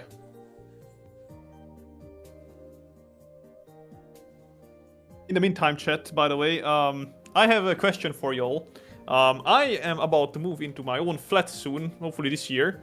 And I will be lonely as heck, so I want a pet. Now, it has to be said that even though I don't plan on like going away for like, you know, weeks on end for holiday vacations and shit, there will be times that I'm gonna be gone for hours for work and whatnot, right? So I figured a dog might be out of the question, especially because it's a panel flat, you know, like one of those like. Beast has been released. It's an iguana. Beast is released. I've been thinking of a cat, but ideally a cat that is like maybe like doesn't shed too much. And no, I don't want the stupid naked cats. Those like freak me out. Yeah, cats are low maintenance, so it's a good choice for an apartment pet. Yeah, I was thinking the Brit short hair. Sorry, Scottish. Is it? Yeah, Brit short hair. Sorry. Is that the Brit gray short one? hair is what I was thinking. Yeah, is that silver gray? Yeah, like the bluish gray colored one. With the little chubby faces? Yeah, that's the one I was I thinking. love those. If you get a cat like that, you will not be able to stop me from taking him home. Will you be coming after the cat is here or before? The time will tell. I actually wanted to tell you something. When you are here, if there is a chance for it, we should go for like a pet show. Yeah. Find you a pet. If there is any. Well, I wouldn't probably buy it right away, but we could like check out what's there. Maybe I'll fall in love with someone. Yeah. Definitely want like I want like a small cat. Like I know it's, you know, like like a thing where like, oh, you shouldn't start with like a smoker, you should get like an adult here. But I wanna raise it myself. It's good to start from a kitten. Yes. It's always good to adopt. Don't get me wrong. We've adopted many pets before, but here's the thing. I don't feel bad want... for buying one that is like a purebred something, because we Yeah. had like seven or 8 adopted cats that we raised ourselves. So now I can afford to like, you know, just buy one that I actually want. Yeah, that you can raise and have it love you and all that Yeah, jazz. properly, like, you know, like probably gonna be less prone to being sick and shit as well, but we'll see. Yeah, because like I adopted Echo when she was 10 months old, so I didn't get to raise her from a kitten. So she ended up not being, she ended up not being super affectionate, but she's still a sweet cat. She's just not really cuddly as she could have been if I had gotten her from a kitten and got her more acclimated to being held and scratched and whatnot. Yeah, that's what I want. Is like, I also wanna like acclimate him, or I wanna get a female cat because those are less aggressive. I think. I wanna. Yeah, and they don't piss and everything. I wanna teach her to get used to being walked. Oh, good luck, but Because, well, if you get them used to the harness first of all, that like the walking harness, then they won't like try to throw it off, and then I can take her on walks, because I feel like it's also gonna be good motivation for me to like do daily walks, right? I am ruining this city with my car. Holy shit. Okay, hold on. So yeah, Go on. I know I cannot get a dog because I would want to get a dog ideally, but I probably cannot get a dog. So I need to like teach the kitten to walk. Dogs are not good apartment pets, even small breeds, because you have to take them out, you have to walk them. If you're not home, they because you have shit work. all over the place. Yeah, you gotta have a yard if you want to have a dog, man. That's just the truth. Yeah. Well, maybe next time when I get a house with like a yard or a flat with a yard. But yes, no. Oh, yeah. And also another one was like that bunny that I sent you, the Netherlands or whatever it's called, bunny. Yes. I love bunnies. Imagine the cat having a bunny as a partner to like occupy herself while I'm gone for work or something. That would be funny. You need to get a bunny that's bigger than the cat, otherwise the cat will view it as food. No, they don't. They just need to like raise them together. Yes, that too. Especially if it's a female cat, it's been like what do you call this? Neutered. Usually doesn't like attack shit. Yeah. If you get a as male, long as you don't make them, you know, like hungry, of course. If you make them hungry, then they'll attack anything, even your own owner. You'd have to starve the cat in order for it to eat a bunny. So. Yes. Fucking, I don't know. We've always been a cat and dog household, so I can only speak from my experience of having cats and dogs. But a rabbit. I also was thinking of a parrot. Fun. Yes, I have been thinking of a parrot, but birds are cool. Probably a bunny and the cat goes better together than a parrot and the cat, but you never know. Yeah, birds are cool. My sister has a snake and one of those bearded dragons. Oh yeah, those are cool. Yeah, the bearded dragon's really cool.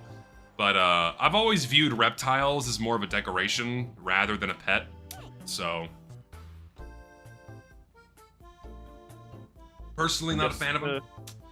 But I had a guy who I knew that had the freaking pet chameleon, and then he would have like taught it to crawl on its hand, and it would just like stay there and chill, and then you could like take it out of the terrarium. Oh, that's cool. Yeah, that's kind of funny. I think they're cool. Chameleons are really interesting in that like their hands are like almost like two very fat fingers on like both sides, and that's it. Yep. No, yes, cool. I know. Yeah, I view reptiles as a decoration you have to feed and clean out their cage. Like having a reptile, I feel like is more of a chore than a pleasure. Whereas like a cat or a dog, they'll love on you and they'll cuddle with you, and I much prefer cats and dogs for that reason. Triops, is it a speaking like crab thing? What? Or no, I don't Somebody's know. telling me to get a triops. I'm not sure. I don't know what that is.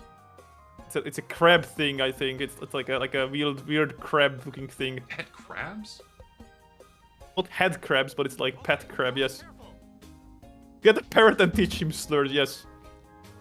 Oh, absolutely. If you gave me a pet parrot, he'd be saying the N-word by the end of the day. He's gonna come home and Zesty be like, "Hello, my." In this household in the deep south, let me tell you something. Slurs. You know what I would really want as a pet, but like you cannot really get one normally. What? Raven A raven? or a crow. I guess both work. It's an interesting choice, but they're cool. I You know do they're know very that smart. you know that they're really smart. They are like parrots, but like I guess a bit easier to tame. Yeah, I know they're very smart. They are very smart. Like I saw a raven. Like they had this one of these like tubes kind of like bolted to the wall, you know, like this transparent tube, and the guy just like put a treat in the middle of it. The raven immediately went into the shed, like walking in two legs, not even flying, just casually just walking in and then searching through like a bunch of sticks until he found one that was like mostly smooth and long. It was like, oh yeah, this will do, and then he just went out, pushed the treat out on the other side, and then he ate it, and it was like, yeah, well, there you go. Did it so casually. I think it's like everyday job for him. He's really smart. I'm gonna go swap to my other taxi.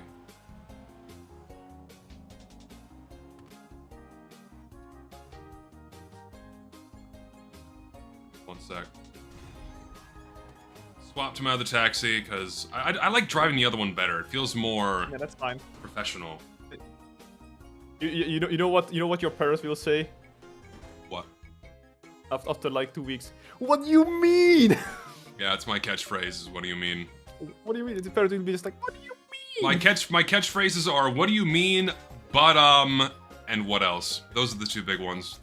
That's what I say the most, other than like just saying fuck. I say fuck every other word. Pregnant. Oh my god! Imagine teaching a bird to say "gregnant." Jesus.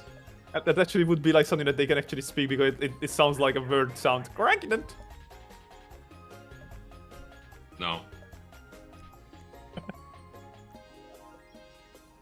I gotta make myself not say so much. The problem why I do that is because I try to fill the dead air with noise. Like, don't worry guys, I'm still here, I'm still talking. I'm just searching for the next thought. I am here to be your next thought. Yeah, but is basically my brain's dial-up sound coming out of my mouth. That's a good way to put it, I guess. Yeah. That's effectively what it is. I could just make the conscious decision to not say that, but I do anyway. But it would be too efficient to do that, so you're not gonna do that. Well, it would certainly make me sound more articulate. Like when I say dude. like all the guests. Dude, okay, so I sent you that channel earlier today. There's a video of a guy that does like the financial audits on people. I forget his name. I just found that guy's channel today. Holy shit! It is so fascinating to see how people blow their money and don't know how to budget. It's crazy. What do they blow their money on? So, the episode that I was watching, it was a young couple. They were both in their early 20s, and they were married. The husband maxed out something like 5 credit cards buying sports cards. Sports cards? Yeah, like baseball cards and football cards, and also spending money on fast food and other junk they don't need. And they were in a shitload of debt, and the wife was working 4 jobs and he was unemployed. It's just and so like they go. Yeah, and so they go to this guy to get their finances audited to see what they can change. And this guy is wondering how the fuck they were still married when this guy, the husband, just didn't give a shit. He's like, yeah, I know I'm in all this debt. I felt so bad for this chick. Yeah, I feel bad for this woman just by talking about this. Like, holy fuck, I felt so bad for her. Like, why are you with him? It's insane. Like, why do you enable him? And it was all because he just impulsively spends every dime he earns. And I know a lot of people do that. A lot of people impulsively spend every cent they earn without considering their bills, taxes, debts they have to pay back. A lot of people live that way. A lot more than we think. A lot of people just think a credit card is a money printer and they don't have to worry about where that money goes. Dude, I don't know why the door won't close. It makes me so mad. But no, yeah, I found that guy's channel, and it was, and the reason why I bring it up is because they all kind of talk the same way, where it's young people and they say or like every 2 or 3 words consistently. I hate it so much. Like, if it's a young person. I just said like as well, but yes, I think I can kind of prevent myself from saying like all the time. At least like, yeah, there you go, see? At least not... And when you repeat like multiple times, that's when it gets really apparently infuriating, I feel like. Yeah. And... That was reasonably there. It just kind of shocked me that you could just have this complete disregard for not only your finances and where your money is going and not thinking how that's going to come back to bite you in the ass. Like, debt collectors are a thing. They will come for your hide if you don't pay back that money. And not only that, the dude was fucking married and doing nothing to support his wife. Like, she wanted to go to school. She was working 4 jobs to make ends meet. Like, what are you doing? And his excuse was like, "Oh, I'm a stupid kid." You're 24. You're young, but you're not a teenager. You're making these conscious decisions to spend this money. You know what you're doing is wrong, but you do it anyway. It's How long was he crazy. married anyway? How long was he married for? That's a good question. Somebody I don't. They didn't say. I didn't completely finish watching the episode. They didn't say how long they were He cannot have married. been married for that long. Probably not. Regardless, insane. And Infuriating. also, he had a credit card that was from his ex that he racked up and maxed out too. What was the ex saying about that though? Well, the ex wasn't there. No, but like... Oh, I her wonder what opinion he- wasn't considered. It was only Yeah, I wonder what the guy was sat down I with wonder him if and she his wife. realized. Oh, who fucking knows? Could be a reason why she left him. Dude's a fucking lame ass, deadbeat. Oh, absolutely. Just some fat This guy was- that yeah, this spends was- all of this his was- money on baseball cards. This was his second wife as well. Like, how the fuck do these kind of people even find somebody? I don't understand. No, dude, he wasn't good looking. He was like he was fat and kind of balding. You know, just not very. I mean, if he worked out and slimmed down, I'm sure he'd be conventionally attractive more. So he was fat, big fat guy. And the woman he was. These and- kind of guys find like multiple wives, and while we here just being fucking like Well, I don't know, I'm- friend zoned all the time. I mean, so you no like, longer, I know. I'm good now. I have a beautiful girlfriend, thank God.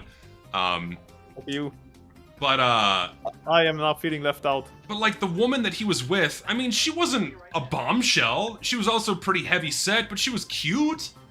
You know, more attractive than he was. Yeah. It's like, how did I get this lucky with this girl? It's like, and he didn't care. Like, he didn't understand what he had. Dude, you are so lucky that even despite all your bullshit, she's willing to stay with you. Yep. Maybe he was like the best guy in bed ever. I don't know. Thing is, a lot of people get married out of obligation or fear that they're not going to find better, that they're not going to meet Yeah. someone better. It's like, okay, this person loves me and likes me enough. Okay, I'm going to marry them because I'm not going to find someone better.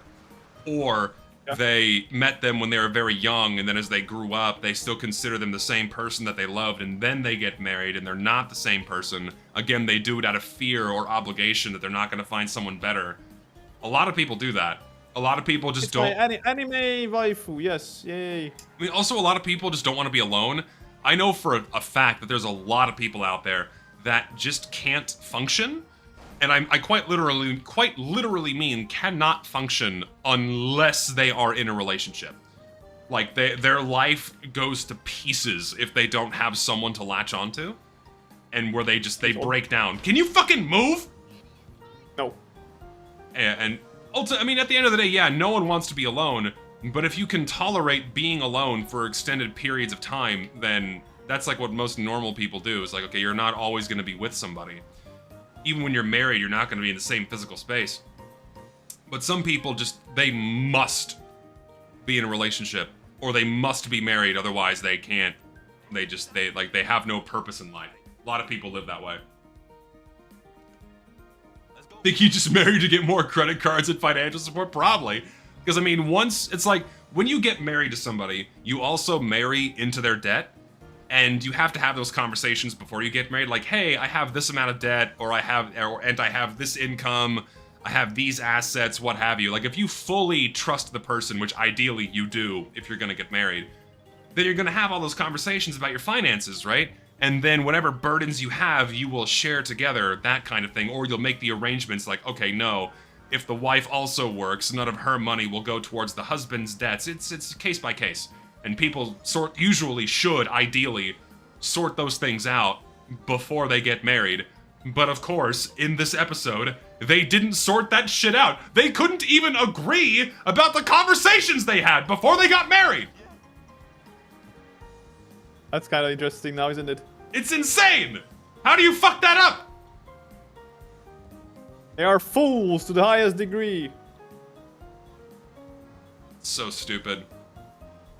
That's like, I feel like all of these shows are just like, what do you call this? Like cautionary tales of like, oh yeah, we could be worse than we are currently, you know. And there's always like a worse pair out there. Oh my god, absolutely. Like I look at these head cases, I'm like, man, I'm pretty okay. Like I'm doing pretty good. I could be way worse off. Nope, I'm doing all right. Exactly, just to make for people that like, hey man, you are doing alright compared to these guys, you know, just look at them, these are failures of the highest degree. My heart goes out to those that are married or otherwise attached to people that behave that way financially, or just don't want to have any sense of, or just don't have any sense of responsibility for what they do. My heart bleeds for them a little bit, but also get away from them. You need to move. Yeah, exactly. Move on. The woman thinking I can fix him. No, you cannot. Fuck, leave him there. Yeah, ideally. Not worth your time.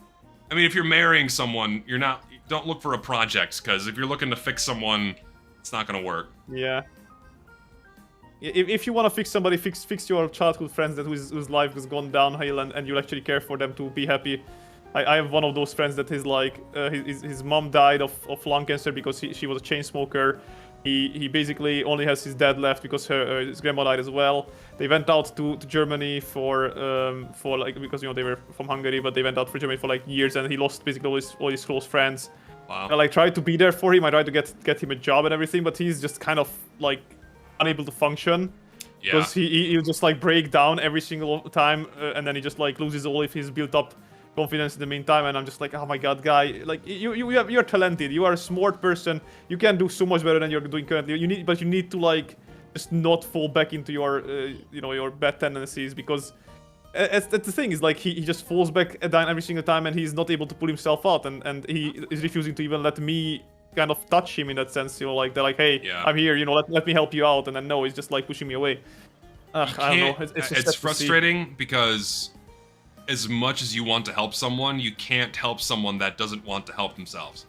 Like you can't, no matter what you do, you can't put that spark in someone that motivates them to improve themselves, right? You can be there to support someone, you can be there to lift someone up, you can be there to help them, but if that person doesn't find it within themselves to improve themselves and get better, seek out a better situation or what have you, no one's going to be able to do that for them. What is funny is that when we met in 2020, I think it was September, that's roughly where I you know, drew that first fan art from the comic. Yeah. I was recently out of depression at that point, like from 2019, kind of middle of 2019 till the end of 2019 and early 2020, I've been in a pretty bad case of depression where I did actually I was considering like even self-harm, but I like always pulled myself back that like, no, it's not a solution, it's a bad end. Yep. I managed to pull myself out of that, and I just basically had to change my like life view, I guess, to make that happen. Yeah. Where now, before that, I feel like I was partly pushed there because of expectations kind of like put upon myself and what I think others put upon me. But then I was like, I really do not own anybody anything other than myself. And so long as I can be happy and I can make the world a bit better place around me, I think that's all that there is to life to like quote unquote have to have done. Yeah. Even that one is not like something that like people tell you that you have to do, but it's something that I think is what makes life worth living, is that you make life better for others as well. That so is you're exactly overall a net positive than instead of being a net negative, right? Oh yeah, that's exactly it. Like 100%. you will always feel better if you go out of your way to help or You to do help know someone that. else, to be a light in someone else's life, right? Because you always feel better doing that. And You can still, by the way, see the remnants of that, by the way. That's why I always gift you a bunch of shit. yeah, yes.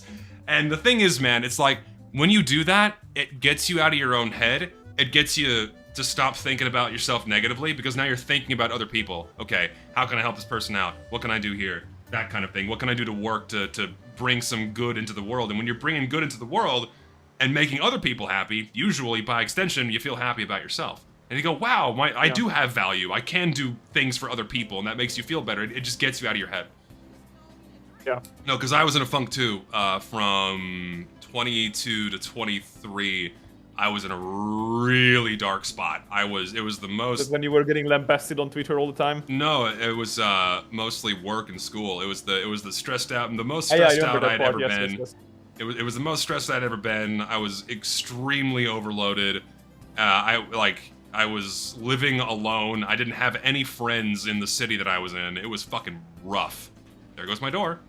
Total cosmetic decision, by the way. It was rough, man, and I was in the same spot where I was in a really dark place, and I were all very like low on energy all the time, and you were like not happy in most cases about it, other than like I guess the momentary happiness is Yeah, and then I realized, fuck, I gotta get out of here. I gotta leave, and so I got myself out of that situation, and I feel better. Oh, it's good to hear. Ugh. And then you came visit Hungary, and then immediately your life just turned upside down. Dude, I've had so many positive experiences and changes that have happened over the last year that life's looking good, and I'm very excited to see what comes. But that's also life, man. Life's about ups and downs. Not every day is gonna be the best day, and you gotta be prepared for that. You gotta have the good moments, you gotta have the bad moments, and that makes life. Yep, that's how it is, and hey, here that's what friends are here for. You know, I am here whenever you need it, and I feel like everybody needs to find at least like one guy that they can trust enough in their life that like everyone's got a friend that everyone needs at least one friend that they can fully trust. I feel like what I mean is that like there are differences between like friends and friends, right? Like most people think like, hey, if you ask somebody like, hey, do you have friends? And they're like, oh yeah, I have friends. Like, okay, but do you have like a friend? You know, like one of those guys that like will be there for you in the fucking worst times. Is there someone that you could call right now? Your life is in danger. You need their help. Will they be there for you in 10 minutes? Do you have a friend like that? No. That's the kind of friend you need. Sadly enough, you need like fucking 14 hours to fly here, so I feel like 10 minutes is not gonna work. Yeah, I can't exactly be there at the press of a button, but I'd get there as fast as I could.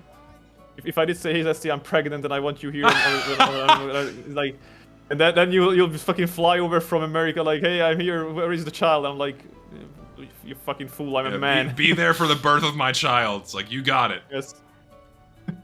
No, you'll be here to I guess to what do you call this to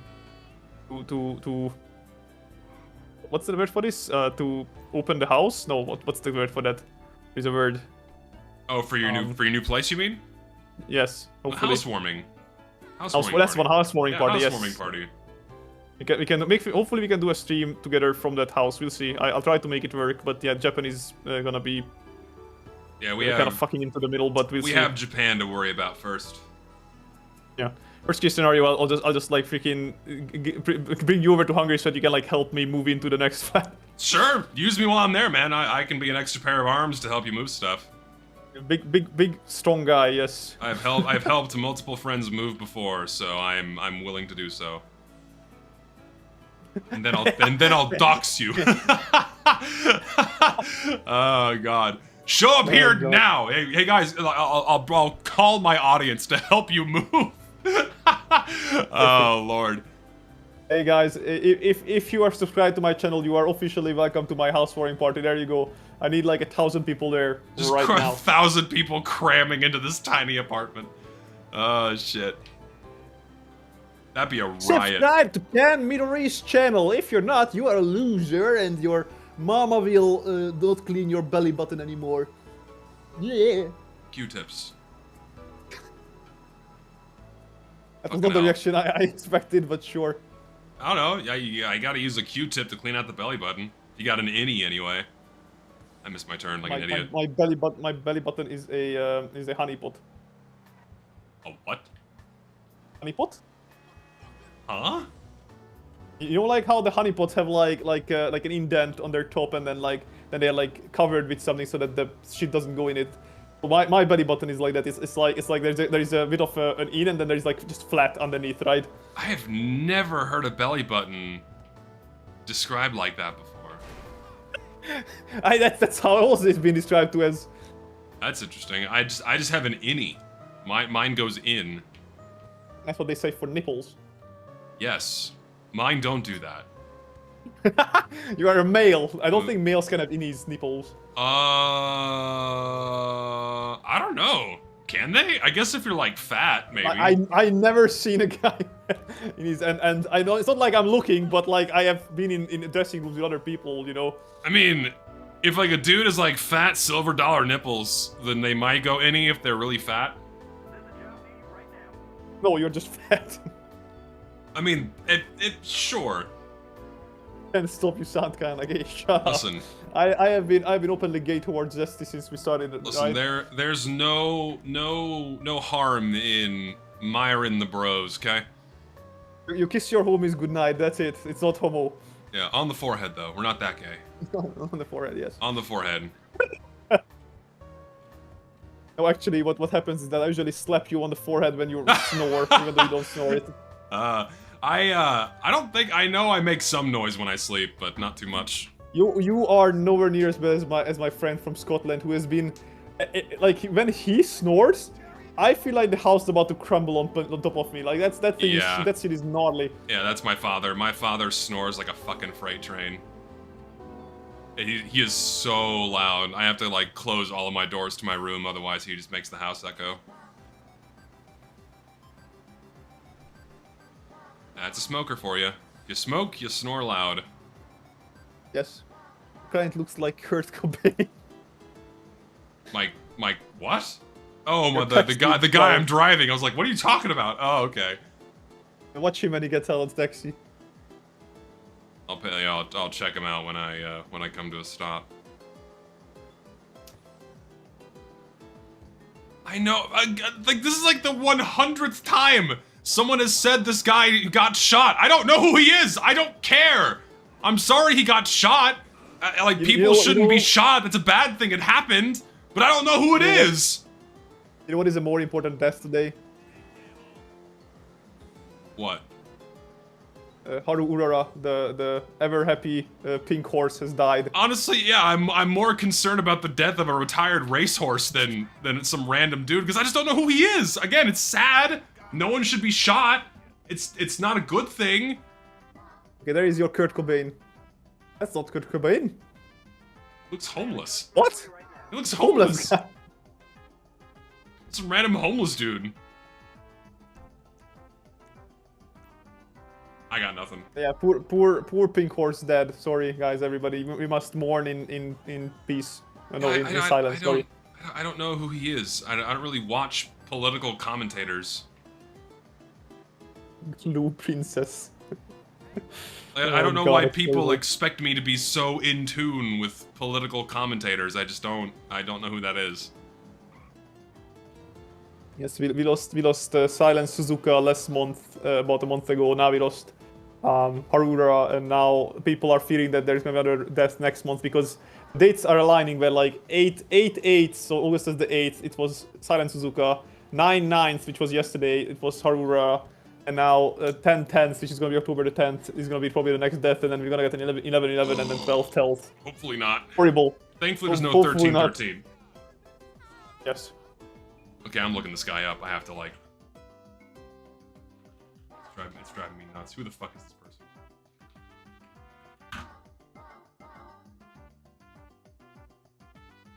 Which horses do we have left? Not many. We have this gold. guy.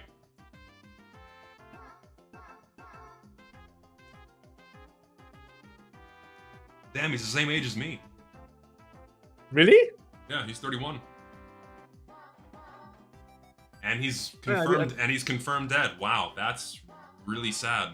Poor guy. I think I saw him a few times here and there, but I never really like watched him or anything. Wow. He is dead. According to NBC News, he is dead.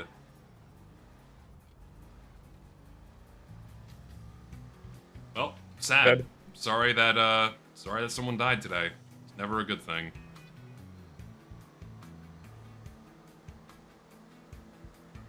Well, Who is calling me? Hold on. spam call. as Give me a usual. second.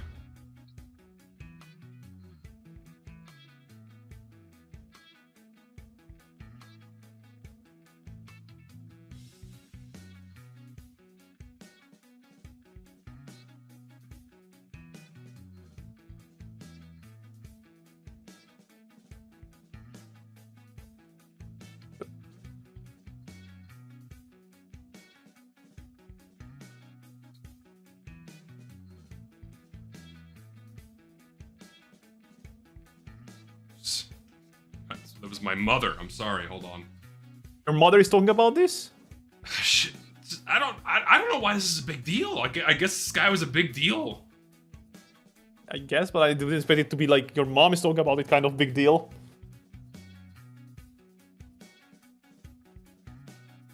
Hell, man.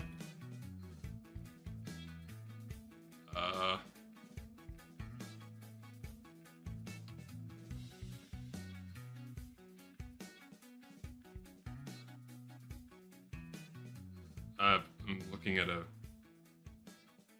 Oh my god! What? Yeah, he's dead. What just happened? I saw the video. Oh, there was a video about it. Okay. Wow. Am I drawing now? Yes, I am drawing now. Jesus, that's horrible. What the fuck is wrong with people? Jesus Christ, that's horrible. I cannot...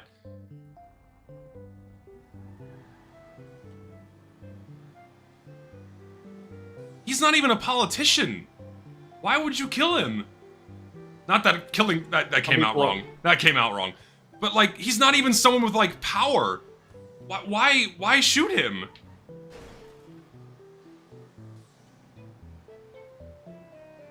Can you send me that video?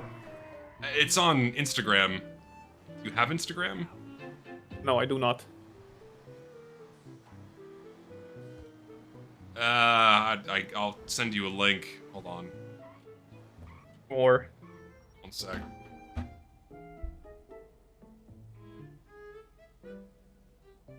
Don't... Yeah, it's pretty fucked. It's actually really fucked. I hate how we are moving towards like an era where some mentally ill people can just like go after people because they have an opinion instead of like, you know, trying to just say you're wrong and that's it, right? It's like why you have to kill the guy. Copy link. These people are mentally insane, and these people hopefully will be tucked for the end of their life into like an insane asylum or something, because this is not anything you can like forgive or like, you know, in with reasonable mind let back out into society, because these kind of people just simply do not deserve to live among other people. I... If you're gonna shoot them yourself, then at least like lock them up so that they cannot harm anybody else, because this is just insane behavior.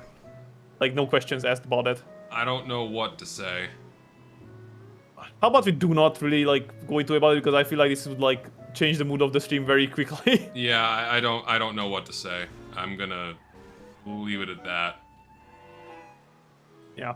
Anyway, to other topics. What were we talking about? There was I was gonna say something, but I forget. It's about something when you come here to Hungary. It's hard to just shift gears here. Give me a minute. I just watched a man die. Yeah, that's fine. I don't like watching people die. I was horrified. No, I don't think anybody likes. If you like watching people die, then you're mentally ill. I just what the fuck, man? What is I can't. I can't process how someone, just because you have a differing stance of opinion, you're driven to take someone's life over it is crazy to me. That's something I can't comprehend.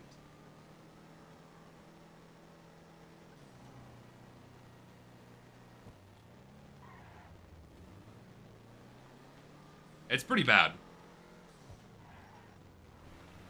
Hello? Taxi? Hello? It's pretty fucking bad. God, he got shot in the fucking neck? Yeah. Holy fuck, he was just like sitting out there talking to people and suddenly this happened? Yeah, it looks like he was just like giving a talk of some kind and someone walked up and shot him. Fuck, man. Horrible. Like, I would expect that level of violence towards a politician, not some... No, Fucking there shouldn't head. be violence towards anybody like No, this. I Like, know, I understand, but I wouldn't have expected that again. That's... Ugh.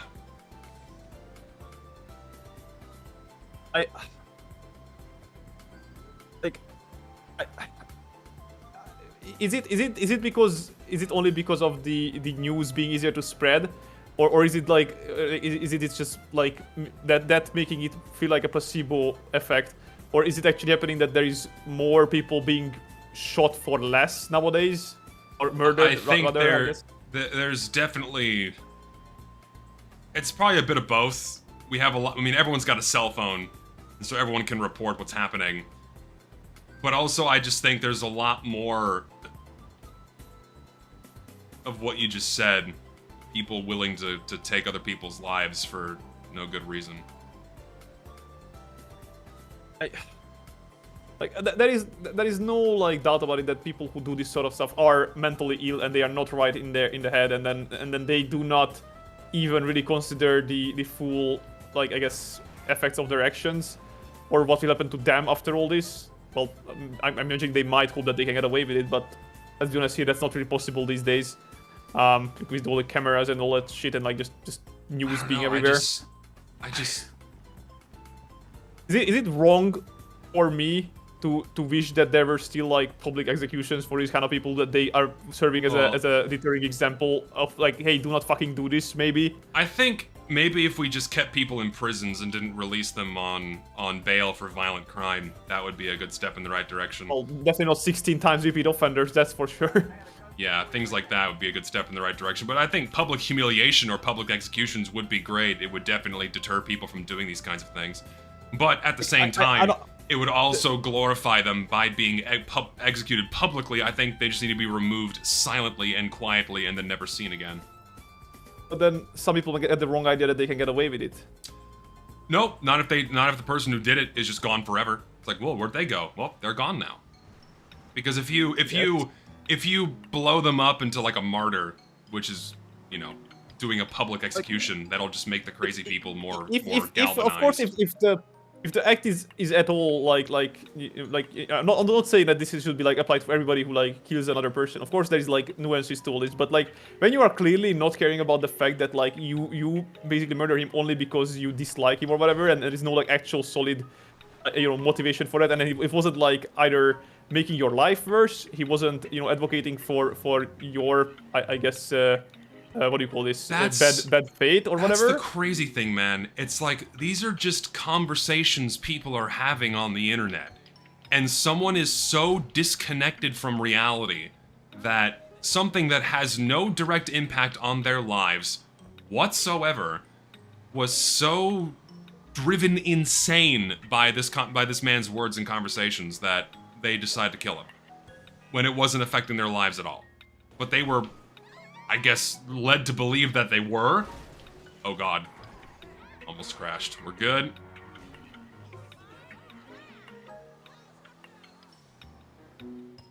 It's pretty insane.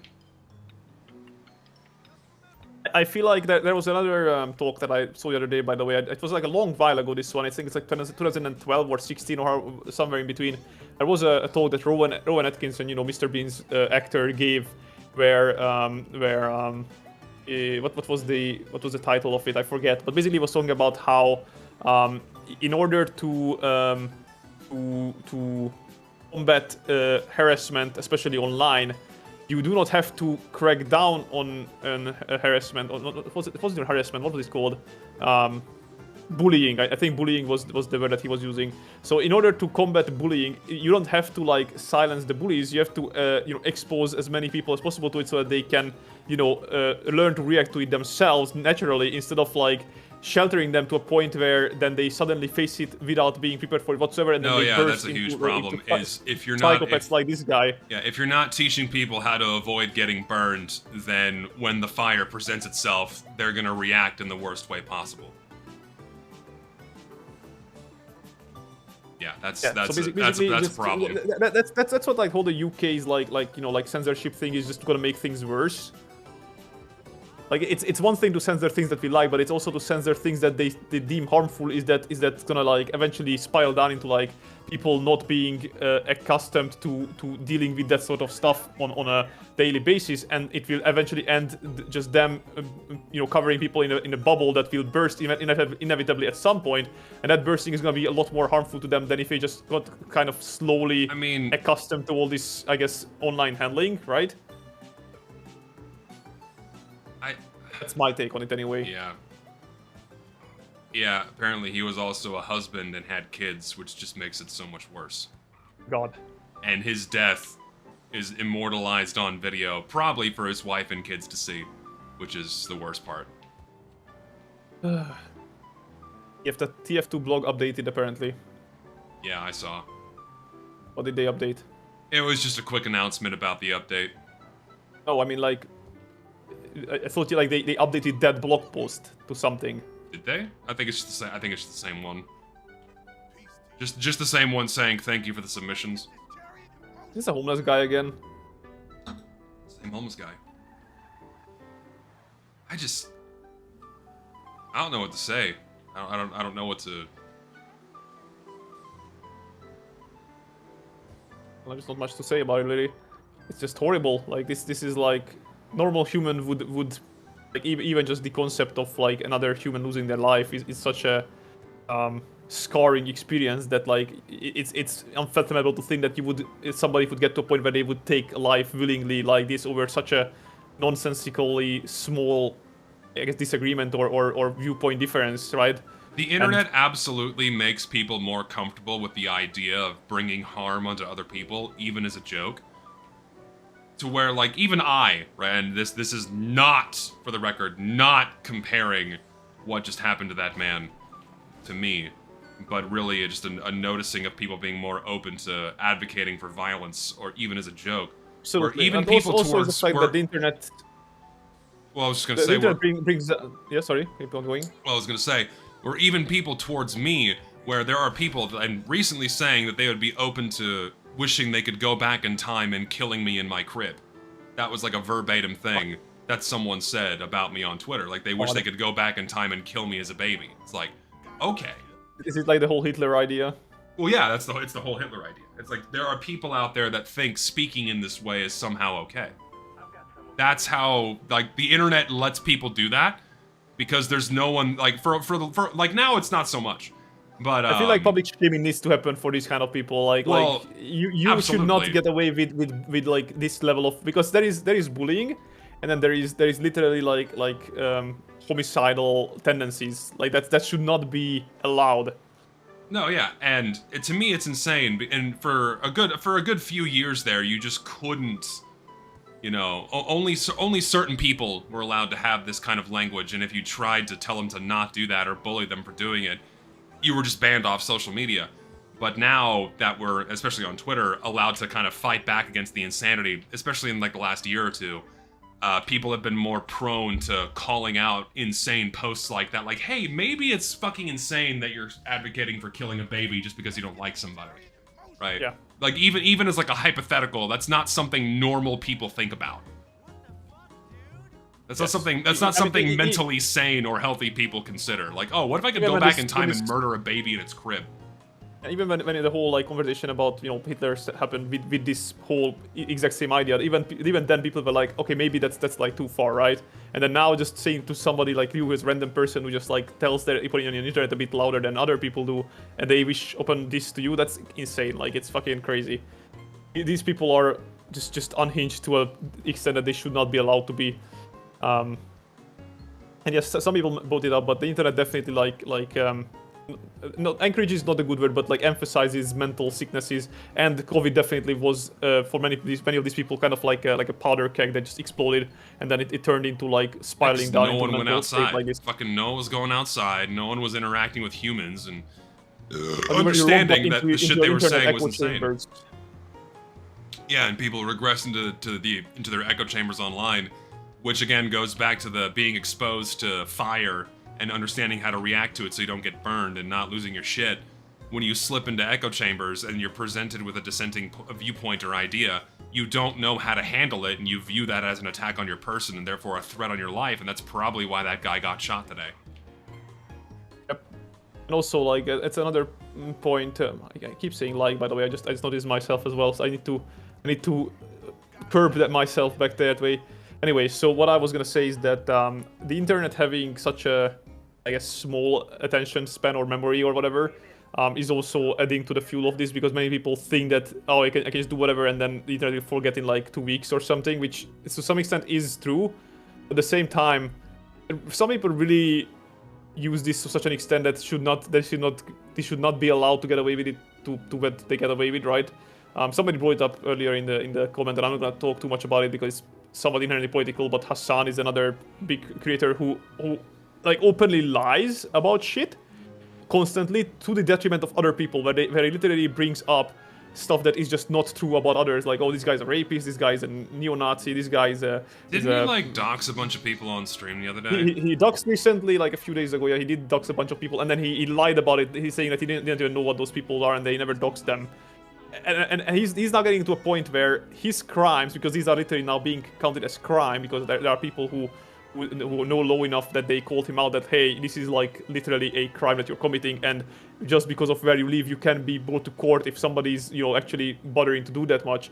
And he's getting further and further into this kind of spiraling of just bad deeds, and eventually it will catch up with him. But sadly, he has a created audience of loonies. Well, he has Twitch shielding him right now, that much I know. Yes. Where he's not facing Hello, any... my name is Dan Clancy, Twitch's CEO. I am the gooning lord of Hassan Piker, and I am lashed onto his cock 24/7. I personally, I don't know much about the guy. All I know is that if your biggest streamer, therefore your biggest moneymaker, is in jeopardy, you're gonna protect him tooth and nail so you keep earning money. I mean, and they will shield their biggest streamers because that's where their revenue comes from. Well, yes. Also, he's a nepo baby, and also he is apparently well, what do you say? This he basically, what do you call this? Has a chokehold on many people just because of the kind of audience that he has. Like the audience that he garnered is the kind that if anybody even like dares to even criticize him the slightest bit, the audience will go after that person and just fucking skin them alive. It's ridiculous.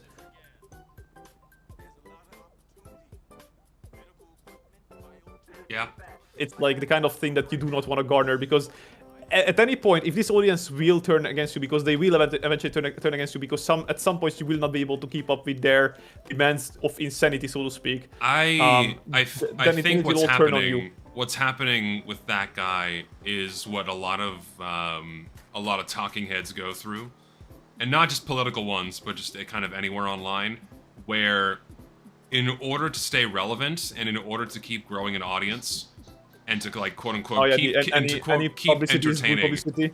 Well, no, they just keep getting crazier and crazier and crazier in order to keep getting more and more eyes on them, to where they probably don't even believe half the shit, if not all the shit that's coming out of their mouths, and they're only doing it because that's their source of revenue. Yeah, he constantly backpedals and like changes his stances on shit just to like kind of comfort to his audience. But yes. So he's just doing increasingly insane shit in order to retain an audience, and other people are getting hurt from it, and it just keeps working, right? And something will have to result from his actions so horrible. Or somebody will go after him legally. Well, that's what's gonna happen. Is that someone will go after him legally, but he's gonna have to be directly or indirectly responsible for something pretty horrible, like someone getting hurt or someone getting killed. Well, doxing someone is already against the law. It is, but like that's true, but that's still the litigation with that is very slow, and it can be very hush hush and behind the scenes and taken care of behind closed doors. But if True. someone actually gets hurt or killed as a result of something he says or does, it's like, oh, okay, that's a problem. Here's the thing. His mindset is like, nobody's gonna bother to go after me with all this minor shit. But then they actually go after him. That's when it's gonna be the problem, right? Yeah. You just crashed into somebody. Good job. Listen, Sethcog, I agree. I wish the internet wasn't so centered on America and American politics. It's just fucking boring! I don't care! I want to see what the rest of the world is up to. The rest of the world is way more fucking interesting than the same shit we've been arguing about my entire fucking life! I don't care! Hungary, we are trying to not get fucking dragged into Ukrainian war. There you go. That's how it's going on in Hungary. I don't care! It's like, not that I don't care about that. I care about that more than I care about the dumb shit a streamer's getting up to. Well, yeah, but the thing is But that like that, these why, kind of people... why is that valuable? Why is it valuable? Why do we give a fuck what this guy says? He's nobody! He does nothing but talk to a camera! It's like, he does nothing but that! What the fuck does he do? Oh, He really talks to a his camera audience, and that's people what pay he's him doing. thousands of dollars! He's nobody!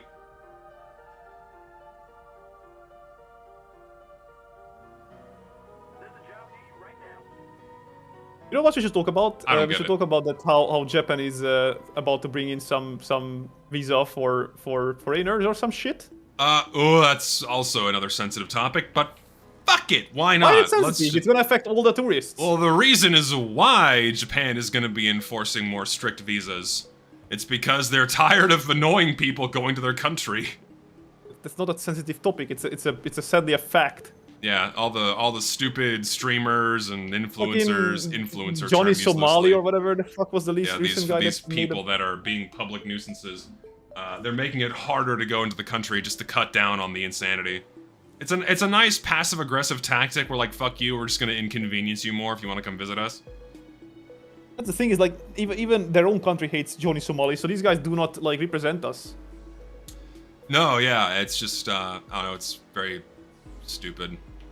It doesn't I'll seem be like honest it's with gonna. you, It doesn't seem like it's gonna go into effect before we go, so we're probably gonna be okay. Yeah, I'll be honest with you. The whole entire scenario of what happened with Johnny Somali and all that shit, like with Korea and Japan and other places that he went to, he went to places that had very polite customs, right? Like Japan is extremely polite. Like they will tolerate a lot of shit because they're just like, you know, there and like, you know, nodding and whatever, but they don't actually spring into action most of the time. It's like when you see in elementary school, you see the kid that is always silenced and he, you know, whenever you ask him to do like, hey, nerd, do my homework, whatever, he just does it because he doesn't want confrontation, right? Yep. He thought of Japan as this kind of like kid that he can bully in the school, in of course in like, you know, air quotation marks. And then he went there, and then he got his fucking shit pushed in because Japanese. Didn't he get arrested, or was that in Korea? He got arrested. Well, he got exiled from Japan, I believe, and then he got arrested in Korea. Yes. So it's basically like the fuck around and find out guy. Yes, that's a very good point. It's like people are more concerned with the shit happening in America than in their own country. I guess in a way it's entertaining. Maybe that's not a road. Stuck the landing. Don't care. I guess in a way it's more interesting, but I don't know, man. I mean, in Hungary, well, I think part of why people care about American culture is because American culture has such a huge influence on everybody else just because of like I guess existing, is that Yeah. they kind of look at America and see, okay, so what's gonna come to us next, right? Because eventually American culture will influence other cultures to some extent as well. No? One sec. Responding to someone. Exactly. Gamer Division also says that anything US does affect the world at least a little bit. So people looking at America like, okay, so what we're gonna have to deal with next time ourselves, right?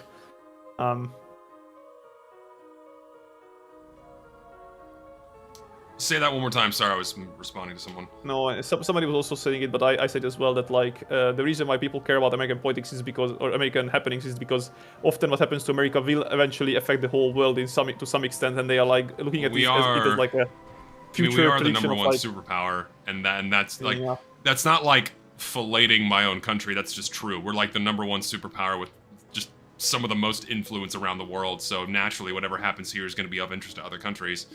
But if it's to the point where you're not paying attention to what's going on in your own country with other things, it's like, okay, maybe it's a bit too much. Maybe it's too much of a vested interest. Yeah. Oh, for sure. In terms of drama, it's great to keep tabs on, and you know, it can be a hoot sometimes, but in today's incident, very depressing. Yes. Yeah, I do don't find it know. funny, by the way, that what you get in America, we eventually get it in Hungary like 5 to 10 years after that, Ah, because you're just trying to like catch up all the time.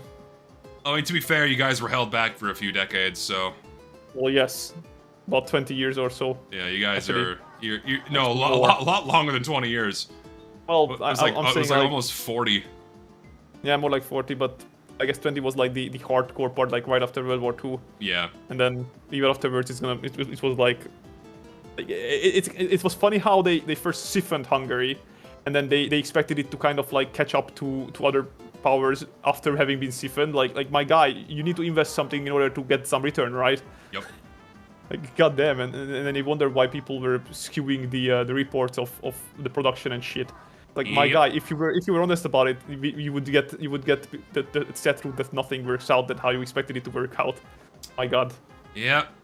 I mean, y'all Soviet are Union can- y'all got some good shit going on. Y'all are bustling. No, we are not. Well, I mean, when I went there, it looked nice. Well, that's for anybody who doesn't need to deal with Hungarian Excuse me. politics and economics. You came here because you're not living on Hungarian wages. That's why you were having like all That's rainbows true. and sunshine. That's true. I was spending my American money on Hungarian prices. So, actually, no, you were covering most of the cost for shit too. So, Yeah. don't worry. This time around, I'll cover costs. I got you. Well, we'll see. My probably- dollars go further. I need to spend my money on a new car and the cat. Yeah, my dollars go further. So, Yeah. I've been sick for 2 weeks, so my payment this month was dog shit. So that's not nice. yeah, I get that. Whenever I get sick, my productivity just goes to the floor, and I just nothing gets done. Well, we only get like 60% payment on like 6 days of work, so Lame. yeah. Anyway, but yeah, I mean, I at least did some commissions, so I have some money again. Not Hey a lot, man, but some commission money. money is that's at least a consistent thing you can rely on, even if it's not Hey. not so Oh, yeah, lucrative if- sometimes. But If anybody wants Art of Blue Archive or now I guess I can also take Uma Musume commissions as well. You can hit are me you up. gonna, and are you then gonna I'll- do Uma Musume too? No, I definitely want to draw at least one or two of the characters because I do like some of their designs and shit. But Alright. I still not know which ones. Currently, I'm saving up. I almost have like a full guaranteed spark of one of the characters that I want. Jesus Christ, the guy is far away from you. Yeah, you just kind of In other fucking city.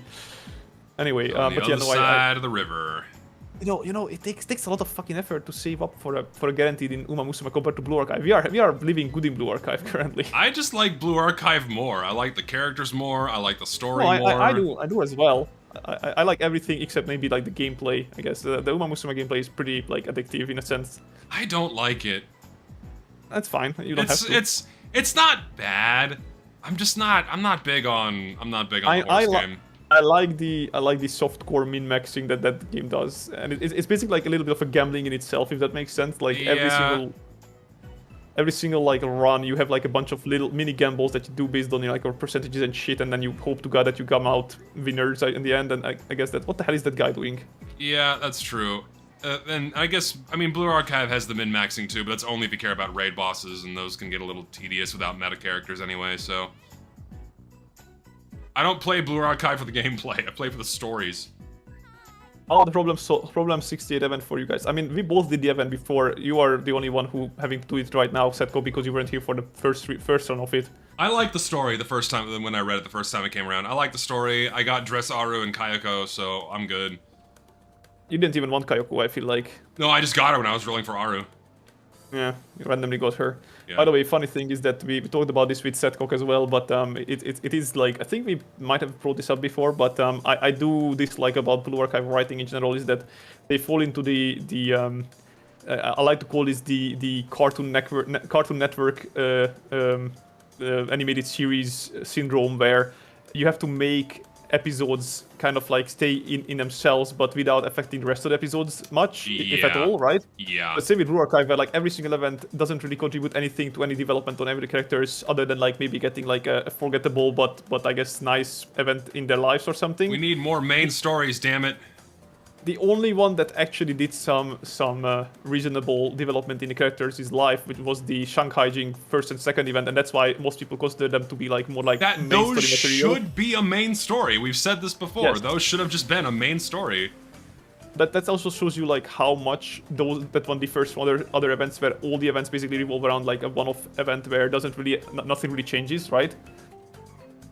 Yep. Like maybe with the sports event between the schools, something changed there, like a little bit of a mellowing between the different, you know, Gehenna and Millennium and Trinity and whatnot. Like maybe, but like it's so minuscule of like developments where like Barely any. just really start for character and story development at this point, right?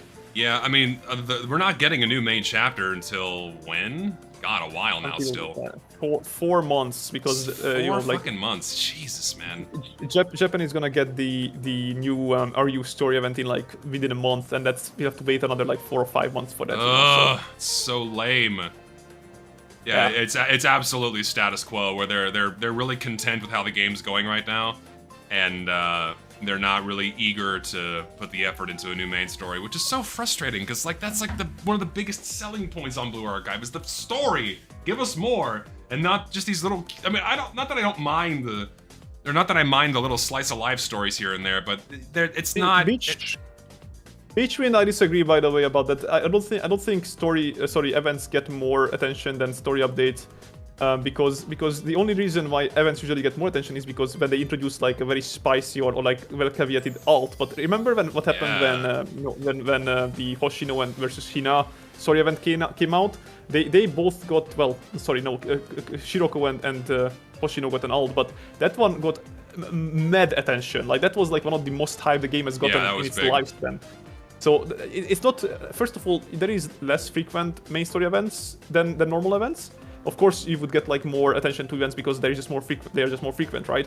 But also the fact again because they usually introduce more like out of left field kind of alts for characters, while the story events usually you either get the character introduced that is you already know about, or they add alts that like were kind of expected anyway, like they're not like surprising, if that makes sense. So Yeah. it's like, oh yeah, that happened, you know, like Hoshino having a battle uniform wasn't like as unique as like her getting the swimsuit, which was also driving people mad, by the way. Anyway, yeah, for those people who hate gacha games, I completely can relate to you in the sense that like I understand where people get the dislike for them, but what I If you do don't like like is anime, that then you're not gonna even like if a you look- gacha. Most gachas, anyway. well, even then, like I feel like you can like anime and hate gacha because the thing is that the gacha people often consider, I feel like gacha is kind of like a fumbling of a very good potential. Like, if Blue Archive only was an anime and it only focused on making good stories for anime, Dude, God. they had a very good potential, but they fumbled the ball by trying to cater Anime to was so bad. yeah, exactly. I was insulted. Honestly, I was It insulted by was. the anime. I can't believe I wasted my time on it. It was really bad. TF2 is a gacha. TF2 is a gacha, yes. TF2 is a gacha now. Has been for a long Yeah. time. Get the fuck out of my way in your ugly ass car. It's a Batmobile. No, yeah, I mean, with Blue Archive, I think the main appeal is definitely going to be the main stories, and the side stories get a lot of hype again because you get like the sexy alts or what have you, or like the new characters come with the event stories primarily, and because you have more of them, like Gary said, they just get a lot more attention because of the frequency of them. And like the bunny event was a big deal because like, well, shit, Asuna's tits are hanging out, fantastic. That's what people want Karin to has see. a dump truck ass. Karin has a dump truck Netflix. ass, and then Neru is, well, flat as a board, and she gets nothing. So, And she gets band-aids for nipple pasties. yeah. Well, that wasn't confirmed, of course, but that's what everybody was. That's fan- literally what fantasizing. every artist has been drawing her as with the bunny suit. Yes. Here's the thing, right? Like another thing I think that we talked about this with did I talk about this with you or Setkak? I don't remember. But know. basically, the whole thing about how Blue Archive, I feel like it advertised itself at least a little bit too much as a role-playing game. Oh yeah, you mentioned this the other day. Where it's not like the game is like it's clear that like it's a bunch of different writers is head Why is he canon. there? That's a good question. So far. About like what they imagine Sensei as, but they don't let space for Sensei to be the actual player. No, I make mean, sense? as you said the other day, you have no choices. There are no choices. Exactly. Any choice the that any story choice you is can make all is, the is same. it's an illusion. Yeah, it's there is no choice differences based on your choices. And here is the thing, and I'm gonna kind of like segue into a different thing right now, but just like saying that the reason why people up until today still say that Fallout New Vegas is the best role-playing game ever created in its entirety is because of how much you feel like your choices matter. Like that game took a concept of a post-apocalyptic world, took a otherwise usually frowned upon topic which is politics, and turned it in a way that like, hey, you know what? You might not like politics, but what if you could change it yourself? And they just let you have fucking full reign over it, basically, because you can either destroy everybody, you can side with A, you can side with B, you can side with C even, who you might not even know that is an option. And then even within that, you can choose a bunch of different sub-options that might help with things, you know, like you know, and I'll spoil you this much. There is a total of 2 ways only, 2 endings that actually lets you spare the Brotherhood of Steel inside Fallout New Vegas. Every other way requires you to kill them, but once you actually find a way that you can save them and you work through it to save them, it feels a lot better when you actually worked for it so that you can, you know, keep them alive for the end of the game, right? And the game does it all the way through, where like your choices not only matter, but you feel good about achieving those goals. And I think that's important, because, you know, just saying, like, you know, presenting the player like an option of like, hey, here is A option, here is B option, and now whatever you choose is gonna, you know, gonna be a ending for one of them, and that's it, right? But if you don't work for it, it doesn't feel like it's deserved, or if it's warranted, or if it's I guess how do I say this reasoned, if that makes sense. So yeah, like, it makes sense.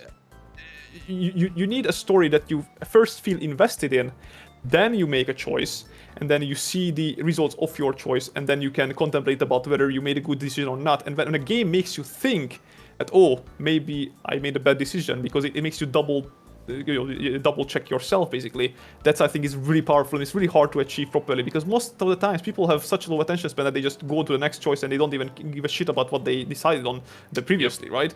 But when you can actually make them care about what the world they are forming into, it's really powerful. And Fallout New Vegas is one of those games that makes you do that, which is insane that they can pull it off with a fucking 1.5 year fucking game Turnaround design time. cycle. Yep. Yeah, turnaround time. It's insane. Yep. I gotta play it. I'll make you play it. Ooh. Nope, we're good. Ooh. We're good. Ooh, We're good. wow. We're good. Some insane freaking Neo from Matrix.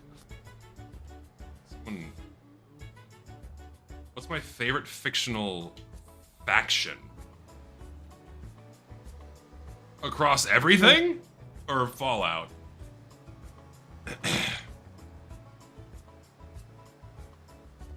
We'll have to expand upon that question. Anti-simping International Termination Corps. What the fuck is that name? Everything? I don't know if I have an answer. Thank you so much. I like the Toad crew from Super Mario Galaxy. Does that count? The Toad Brigade? Does that one count? I'm gonna go with that. That's my favorite one. I like those dorks. You have to go out of your way and save them every time. That's my choice. Oh wait, hold on, I can go this way. Where is this guy? What the fuck? Why I keep getting clients that are so far. Stop. I can't. I have to like leave this underground area. Go. My taxi has seen better days.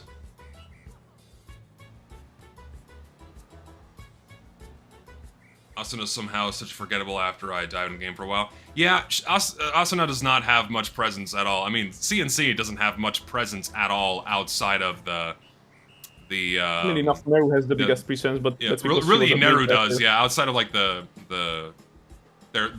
role in the main story, and then you know the two Millennium events, just or well the CNC Bunny event and then the Millennium Expo event. They're just not really very present characters. So Even in the Expo event, they were just like kind of sidelined. yeah, because of, it was you know, all Neru, which I'm not complaining.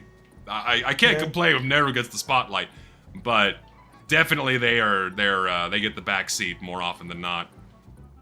I feel like they really fumbled the ball with it because they hyped them up as like these kind of like special forces agents, and then they basically do barely any feats as like that would warrant their position other than Neru. Yeah, Like I think it's so many. It's not just Blue Archive. It's many gacha or anime that falls into this trap where like they present a character, they present them with an interesting kind of like I guess base personality or story or backstory, whatever the fuck, right? And then people get interested in them. They jump in. Okay, so this is interesting. I want to know more. And then they're just like, there is no more. It's just that's it. And then like, well, that's Yeah. disappointing, right? yeah. I feel like that's way too often. Like, when you make a one-trick pony, maybe you get attention at the beginning because that one trick might again raise some eyebrows, but then you have to give more for them to keep them around. And Yes. that's why I really when I want to eventually write my comic again, I really want to make sure that like my characters do not feel like one-trick ponies. I think that's one of the biggest fumbles I can make in terms of like writing and shit. Yep. I get you. Do I watch cartoons these days? Not really. No. By the way, Zesty, What? question: do you not want to try maybe doing one of those delivery missions and then use your other car to like go in between the places? Not today, because I'm gonna call it here pretty quick. All right. I'm gonna play for like 10 more minutes or so, and then I'm gonna leave. I don't. Do you watch money cartoons? There's no cartoons I want to go watch. Like not anime either, just like cartoons. Nothing really screams at me that's worth watching. I got nothing. Like the last cartoon I watched was Steven Universe, and that was like a year ago. And it was kind of mediocre. Actually, it was very mediocre. It sucked.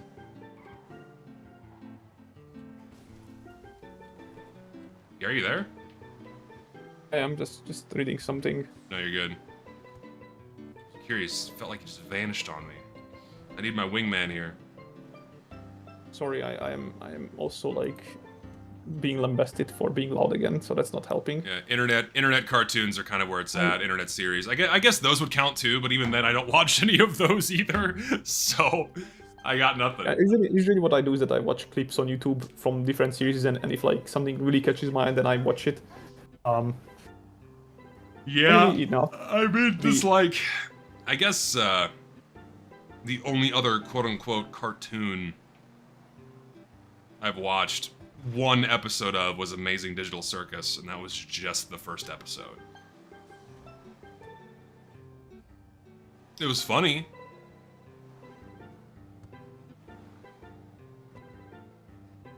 Excuse me.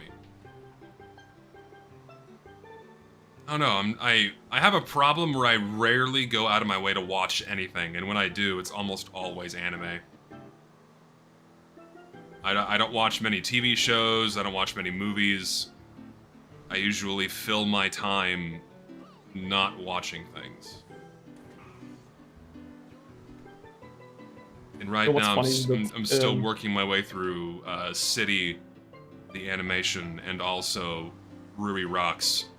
I fucking love them so much, but I'm waiting for the last episodes for each to come out so I can just binge the rest. You know what was funny for me is that I mentioned this to you last time that I first of course it was the anime with the clips that started floating about online when it came out like a good few years ago, but there was the Vermeil in Gold. People will know who are big viewers. You mentioned this one. Of course, the demon lady with big booba came around, and I was like, heck yeah, come in, man. And I watched some clips, watched the anime. I was like, you know what? This didn't go the way I expected, but I was pleasantly surprised by it. So then I started watching or reading the manga, and the amount of times that I've been burned by I'm gonna call them out as they are. Limp dick piece of shit animes and mangas that introduce a shit ton of decent characters, especially hot ones. That's even more so a crime in that sense. And then they just go nowhere by the time the anime or manga finishes. I hate that so much. It's like blue balling into its highest level. So when they You actually gotta drag out the story, man. I don't It's care. all about. It's all about dragging out the story. They gotta this blue one, ball you. not only the main character got together with the demon lady quite early on, but they actually managed to keep it interesting, which is rare, because they are not afraid to hurt each other and get hurt in the meantime, and it actually feels like a somewhat relatable relationship, or at least real feeling relationship, which is funny because I'm pretty sure the entire manga is just a goonie material for the author. Ah, yeah. But you know what? If you do it well, I don't care. It can be your I don't know, freaking goonie material, pet project, whatever. If you do it in an enjoyable way that others can enjoy it as well, you do whatever you do, man. You cook. I give you all the fucking utensils you want in your kitchen. You cook, and then give me that gourmet meal. Yes. Yeah, rarely do we get good romance stories that have a concise and good, or not concise, but cemented ending with a good story between the beginning and end. Because they have to drag it out and milk it for as long as possible, because once it gets popular, then they gotta keep the story going, and the only way to keep the story going is by dragging it out, introducing more characters and more conflict, and oh no, are they gonna get together this time? Nope, sorry, you get blue-balled again. Just like, oh, I hate that shit. That's why I don't like romance stories that get dragged out for too long, because you just get tired of the same cycle. It's just like, just let it fucking end. There was a series that did this. I forget the name of it, where it was a high school boy that was brought on to tutor 4 different female classmates because they were each all failing in one subject because they were excelling in another. I forget the name of this manga and this anime, but it got dragged out so long. It made me so mad how long it got drawn out. And then the ending sucked. The ending was fucking awful. Fuck, it made me mad. I cannot remember the name of this one. It's gonna drive me insane. Highly recommend to not read it. Strongly recommend to not read it. Is that it? Quintessential quintuplets? I have to Google it. Hold on. It's gonna drive me nuts if I don't look it up. Oh yeah, Setskak is a base take. Fullmetal Alchemist is the perfect manga from what I've seen. Yes, it's really good. It's not too long. It always keeps up interest. It does justice to its characters. It's not afraid to hurt, but also to reward. It's just really well done. I fucking love it. And I think it was written by a woman, wasn't it? The Fullmetal Alchemist manga? Yes, that's sorry, the guy in chat. Yes, it had 4 different endings. Exactly. That's right. The first ending was terrible. Yes, that was it. It's the one that had 4 different endings. He got with a different one each time. Fuck. What was it called? What was it named? It's gonna drive me insane because I can't remember it. Do you know? Sorry. I didn't mean to. I did not mean to interrupt. This is very important for me because I just could not remember what this one's called. I'm like eagerly awaiting the message. You don't remember? Fuck! How do you not know? Ah, that makes me mad. Ah. Anyway, continue. No, I'm just saying that. Like, have you ever read Fullmetal Alchemist? No, I need to. You need to. It's very good. No, I need to. Oh, someone mentioned Takopi in chat. Oh, yes, that one is really good. The ending left me conflicted, but it was really good up until the ending. And even the ending was acceptable, but it just wasn't how I wanted it to end. But it was still a gorgeous anime. Really, really good. Is it a hot take to say that, like, I think the entirety of I just really didn't like almost the entirety of Naruto Shippuden, while I loved the original Naruto. That's it! Bokuben! That's it! We can't study! That's it! That's the one! That's it! Thank you! Fuck! Thank God someone knew what I was talking about. That's the one! Don't... I'm glad that they did the other endings because the first ending sucked dick. Thank you! The other endings are kind of mediocre too, if memory serves, but thank you for reminding me. Mod him. Ah, shit. Sorry that I interrupted again. I'm just glad someone knew the name. It's okay.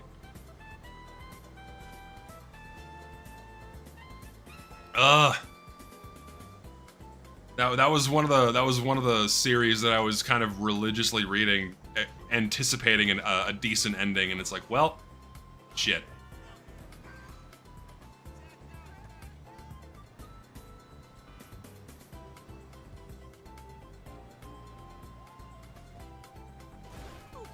I like how this car is made of just indestructible material, and it will just get rid of a light post. It does not matter. That's most cars in this game, to be fair. It does not matter. Everything is made out of styrofoam. First Love Ghosts manga where the kid brother hits... First Love Ghost was another series. That was another one that also kind of drove me insane. Oh man, I vaguely remember this one too. First Love Ghosts. Oh, did that one ever get an anime? I read that one, but I read it years ago. I'm really struggling to pull out the plot back into the forefront of my mind. Shit. Oh, I'm struggling. Gosh. Yes, yes, that's it.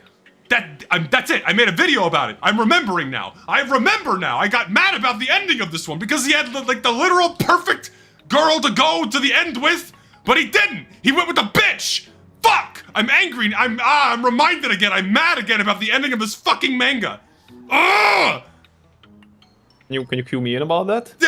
Okay, so this is okay. It's my brain is heavily scattered by this because it's been years since I've thought or spoken about this. But there's a story, and the premise of the story is that you have your first love, and if you don't end up with your first love, your memory of them as you first fell in love with them will haunt you as a ghost forever, but you can't see them. But apparently only one motherfucker in the world can see them after hitting his head. And so, like, he helps other people sort out their first loves. Okay. And then, like, I'm trying to remember what the context of his, it's driving me nuts. I think the issue, that's right, the issue is that his first love ghost looks like a man, but it's not. It's a girl disguising himself because, that's right, okay, it's kind of coming back to me. So his first love was when he was younger, and one of his friends in, like, elementary school, he thought was a boy, but then grew up to be a girl. And so it actually was a woman, and he didn't realize they, like, fall in love with this person. And so he's, like, sorting out other people's unrequited loves. But he also has, like, another... Hatsukoi Zombie, thank you, that's the name of it. And, yeah, or First Love Ghost, whatever. Yeah, Hatsukoi Zombie. And, but he also has this, like, bombshell childhood, like, tomboy volleyball player friend who's literally perfect in every way. And instead of going for her, which he should have, he goes for his first love, who's not dead. Man, they're not dead. It's remember, it's the memory of them that haunts them. The person's not actually dead. He goes back. No, yeah, he goes. Oh no, okay, hold on. Okay, I'm remembering more now. Okay. Yes, that's it. Transfer student arrives. It's his first love, but pretending to be a boy. And the first love ghost he has is actually what she should look like. And he gangs up with his first love, who's pretending to be a guy, to help out other people's unrequited loves. And then through the story, they're kind of, as they work out other people's loves, it's like gradually revealed, like, oh, sorry, that's actually me, your first love that you fell in love with when you were a kid. That kind of thing. But the entire time, she's a bitch! She's fucking mean and overtly cruel to him, and is like, and has this really weird, bitter, like, hang up about him, and it has this grudge against him that she will not let go. Because, like, oh, you forgot me. How could you forget me? This kind of thing. It's like, fuck you! How is he supposed to remember? Ugh! Anyway, I made like it's an ancient rant video on my, is it even listed on my channel anymore? I think I may have removed it years ago. It might still be there. I have like a rant video about it from like 2017 or 2018. Oh God, it was made me so mad. Fuck. I know that was like completely incoherent. Don't read Hatsukoi Zombie. You're gonna walk away angry. Is it still there? It's still there. Okay, good. You can. It's still up on my channel. You can go watch it. I think it's one of my post-game discussion videos that I used to post back in the day. I'm impressed that I still vaguely remember the story. I'm surprised I was able to pull that out of my memory. It has such a scar in your memory that you could like still. Stories that make me mad have more staying power in my mind than the ones that make me happy. I don't know why. Well, it's easy because your anger receptors are more are harder to, what do you call this, like forgive and forget than I suppose that's true. Happiness receptors. I suppose that's true. Just, oh man, I don't know. I don't have the youthful rant energy that I once had when I was younger. So like, I absolutely do have that. Yeah, I don't. You get little pieces of it here and there, but it's not nearly as saturated in my psyche as it once was. So. Probably for the better. You're a bit more concise. Yeah, I'm not so fucking crazy now, which is worked in my favor. It's, in a way. Okay, this guy's like around the corner. So is he on the upper level? Game? Hello? I have something else other than hatred in my body. Oh, edgy. Listen, I am the manifestation, solidification, personification, anthropomorphization of hatred. Yes. That's the hater. What's with romantic manga and horrible endings? Again, the reason why they have a lot of them have terrible endings is because they drag them out. They drag them out for as long as they can because they're popular and they want to keep getting published and keep getting money, right? And so they drag out the story needlessly and it just ends up being shit. Okay, let's go. Like for me, go ahead. Didn't they finally end the what do you call this? What's the name of it? I barely remember. The Uzaki manga. No, Uzaki-chan's still going, but it's not about. But it's not about the main couple's love story anymore. They're together now. Spoiler.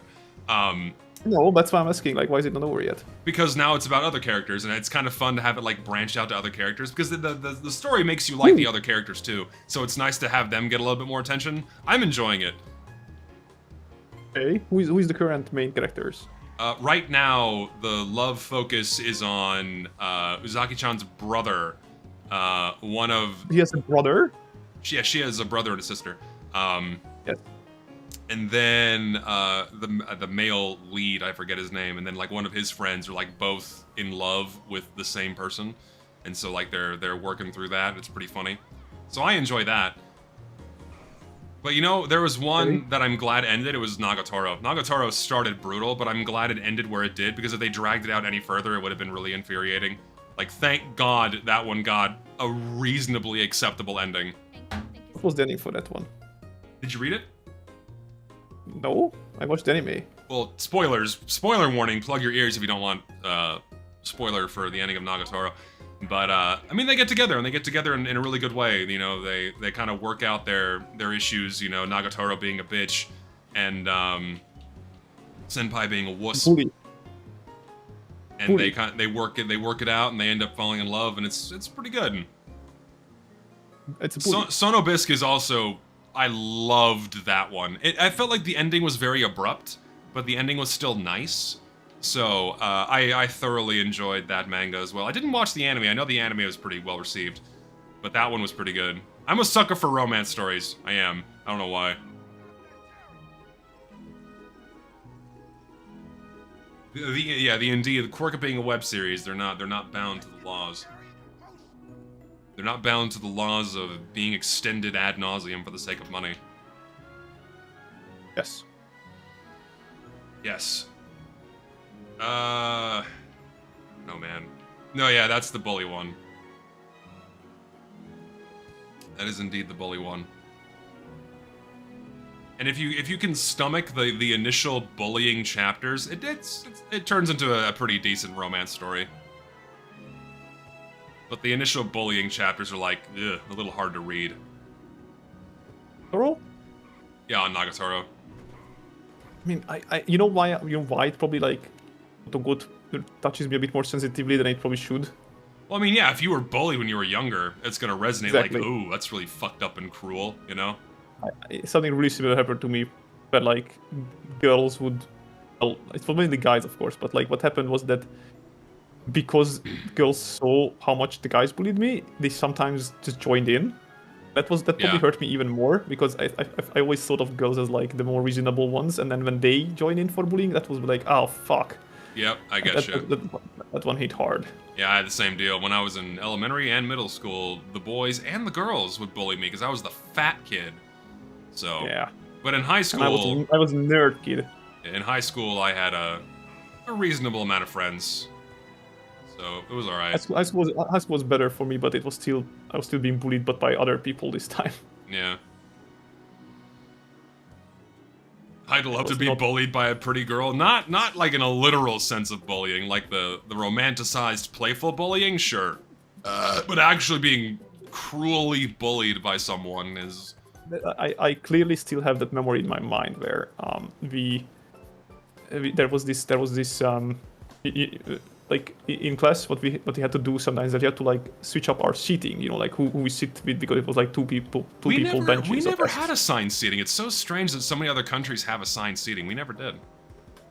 No, we had assigned seating, and then what happened was that at some point one of the teachers was like, you know what, instead of like he realized that like every single time there was new seating and we could choose our partner, the quote unquote lousy guys and the chatty girls would get together and then they would like cause a ruckus during class. So he was like, you know what, we're gonna do it based on random chance. We're gonna like pool Oh, it's our a partners lottery. for the thing. Yeah. It's a lottery. Yeah. So what happened was that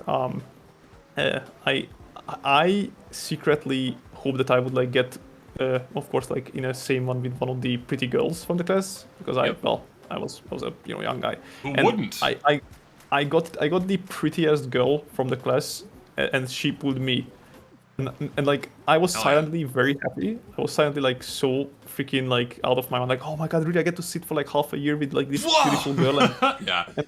and I usually had like in general I had a pretty good opinion of her. Like she wasn't really like bullying me before that or anything like that. She was like, you know, not like helping me, but at least she wasn't like partaking or anything. Yeah. But this was like in front of the entire class, by the way. Like this was publicly done. Like, you know, the girls went out and then pulled the numbers because, you know, it was always girls first or whatever.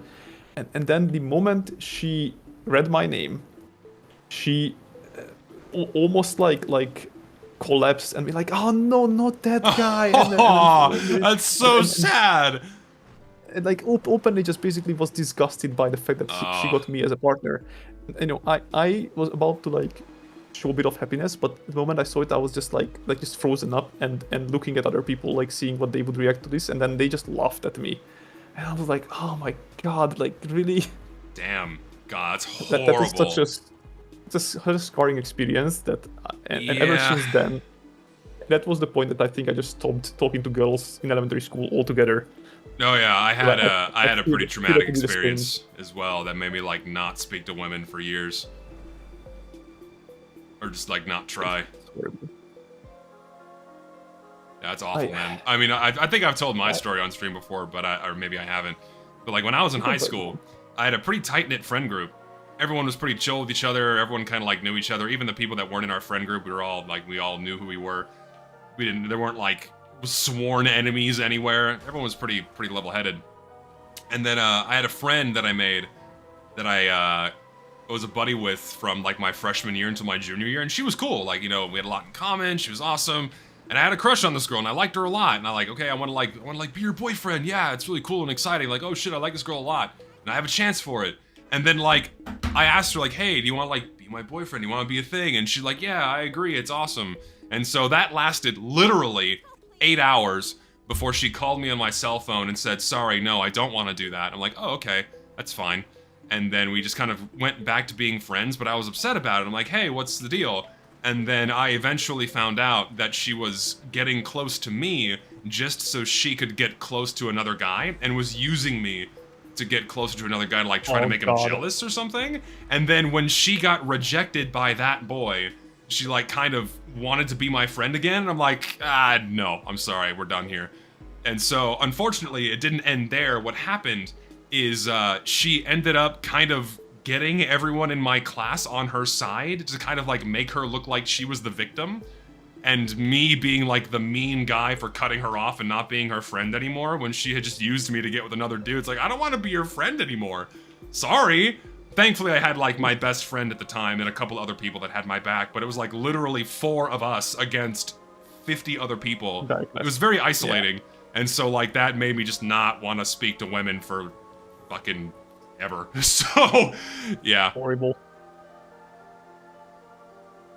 Yeah. I'm sorry, man. And then I got really in shape and physically fit, and the women still didn't throw themselves at me. I do have at least a little bit of happy ending to my elementary school years. Is that the final year where you can go to like a prom? Dude, okay, I have prom stories, but go ahead. No, basically the story is that like there was another girl that like most people picked on. She was not like bad looking or anything. She was actually like fairly, in my opinion at least, fairly pretty. Yeah. She's also very tall, which probably might have added to like why they bullied her. Oh, poor thing. I eventually got the courage because I noticed that she was not like going to the prom practices that you could like go to if you were having prom, and I asked her out on a prom date and she said yes. Oh, that's good. So I got to be like one of the guys that did have a prom date, and there were guys that did not get a prom date, so I wasn't like great. one of those at least. And she was a pretty lovely partner. I don't think I have any bad experiences with her. I don't remember any. And we still like when we meet like every so often, not like like organized, but just by random chance because we live fairly close by. I still like give her the usual casual talk and shit, and then she's a decent lady. Nice. So that at least has a little bit of a nice ending, but yeah, that's good. Yeah. So you reminded me of what I did for so like we have 4 years in high school, and so like the last 2 years, junior year and senior year, you have a junior prom and then you have a senior prom. So for junior prom, I took the girl that I liked out as my date, and then to like get back at her, I had not 1, not 2, I had 3 dates to prom. I took 3 girls to my senior prom. How do you do that? Oh my god. I had 3 fucking girls, man. It was really funny. How can you even like do that? I just had 3 girls. I took 3 girls to dinner, and I showed up at the prom with 3 girls. It was hilarious. That is hilarious, yes. Oh my god. I didn't even know you can do that. Yeah, you can do whatever you want. There's no rules saying you can only have 1 date. To be fair, as soon as I got there, they all bailed. But it was still funny walking in with like 3 girls on my arms. It was awesome. Do you have a picture of it? Oh, I'm sure I do somewhere. You have to show that at some point. God, I know we had prom. I cannot show what that photo looked like. It's terrible, terrible times. I looked awful. I think I still have my old prom photo somewhere in the house. But that was funny. That was a good memory. It does sound funny, yes. That was pretty funny. And like we were all nerds, so okay, this is cringy, okay? This is really cringy. I just remembered this too. So I wince thinking about this. But so we were all nerds, right? Like all either anime nerds or gaming nerds. One of the girls was really into Homestuck, that kind of thing. And this is back when Minecraft used to be really popular. Like when it first launched, it's like still super popular, but like when it was really first started gaining momentum in 2012. And I built them prom invites inside of Minecraft, like big mega builds asking them out to prom, like these big fucking billboards inside of the fucking game. Oh my god, it worked! It was great! It worked! I don't know, man, that's kind of based. It worked! If it works, it ain't stupid, you know? So stupid. Oh man. I still can't believe that shit worked, dude. We nerds gotta stick together. Well, the nerds will rule the world. Will they? And honestly, now I have no idea what any of them are doing. I haven't heard high or tail from them in over a decade, let alone anyone else from my high school class. Well, hopefully they are in life. I did hear one of my classmates from like elementary school died in a car accident. Oh, it's That was tragic. that was kind of tragic to hear. Yeah, I hope that the other ones are doing better. Hopefully. I don't know. I think the last I kept tabs on a couple of them because they were friends. Like one guy I was friends with, he's an EMT now. Another one has a family. A couple of girls I knew, they're married and have kids, so it's cool. A lot of people are doing well. Good. Oh yeah, that's true. I also I was invited to the shooting of one episode of Diners, Drive-Ins, and Dives, the show that Guy Fieri hosts, because we were friends with the family that owned the restaurant that the episode was going to be filmed at. And so we were asked to be some of the people filling in the seats because they don't actually go into the restaurant during business hours and film people eating. It's all set up. All the people are put in their seats. There's no food at the tables. They all have drinks or something. But we literally sat there for like 5 hours. We sat there for like 5 hours doing nothing, not eating, and just sitting there while they were filming the episode. It was really funny. We were just like the extras. And if you go back and watch that one episode, you see my dad's bald head for like 3 seconds, and that's it. That's all you see.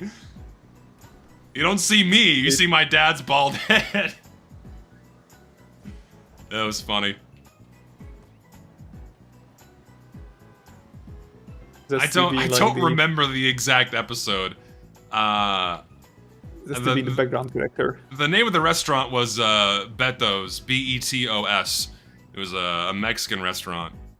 It was really fucking good, and they closed down a couple years ago, which is a shame because it was really good food. So if you can find the specific episode, you'll likely see a bald man sitting with his family. That's my dad. So dumb. That was years ago. I was like, how old was I? 10? 11 years old? Something like that? I'm surprised I still remember this.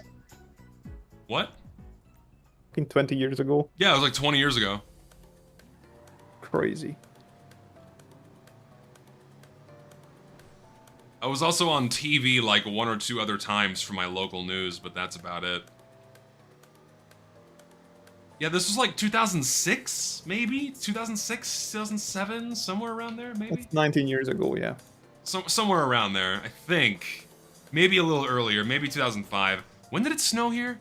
It was on a snowy day, or well, icy day. Maybe it was 2004. Zesty's 52 years old, right? I am 52. I'm ancient. You know what was funny? I was actually talking today on the internet with one of my artist friends. Yeah. It's actually a lady. Yeah. Funnily enough, but she's a lovely fella. She's one of those guys that I immediately started getting along with, and especially because she showed interest in my art, and then I showed interest in her art. It was going all well. Isn't it funny how a lot of artists of that certain persuasion tend to be women? Yeah, it's more than you expect, that's for sure. But then what happened was that pretty funny. I think like today it got brought up by like I think she brought up that like she's feeling retired and then like she's old, and I'm like, ha, you're not old. I mean you're probably like around my age, right? And then she was like, how old are you? And I was like, I'm in my late 20s. And then she's like, okay, so I got like a good 10 years on you. I'm like, wow. No way, dude, that's crazy. Yeah. It's also kind of awesome, like a 40-year-old woman drawing art that's like just on Twitter or something. And chatting with Discord guys randomly. That's wild, man. Pretty funny. I don't know. She seems mostly happy with her craft. Do I know this artist? You don't have to say who they are. Do I know them? Or do I know of them? No, you do not know of them. Okay. Are you sure? I am 100% sure because 100% sure? She's not drawing neither tomboy, neither big boobed, neither anything. That doesn't mean I follow other artists other than tomboy and like muscle artists. I'm still 99% sure you do not know them. Yeah, send me their Twitter later. I'm curious now. No. Can you not advertise commissions in my chat, please? Thank you. We said advertising commissions.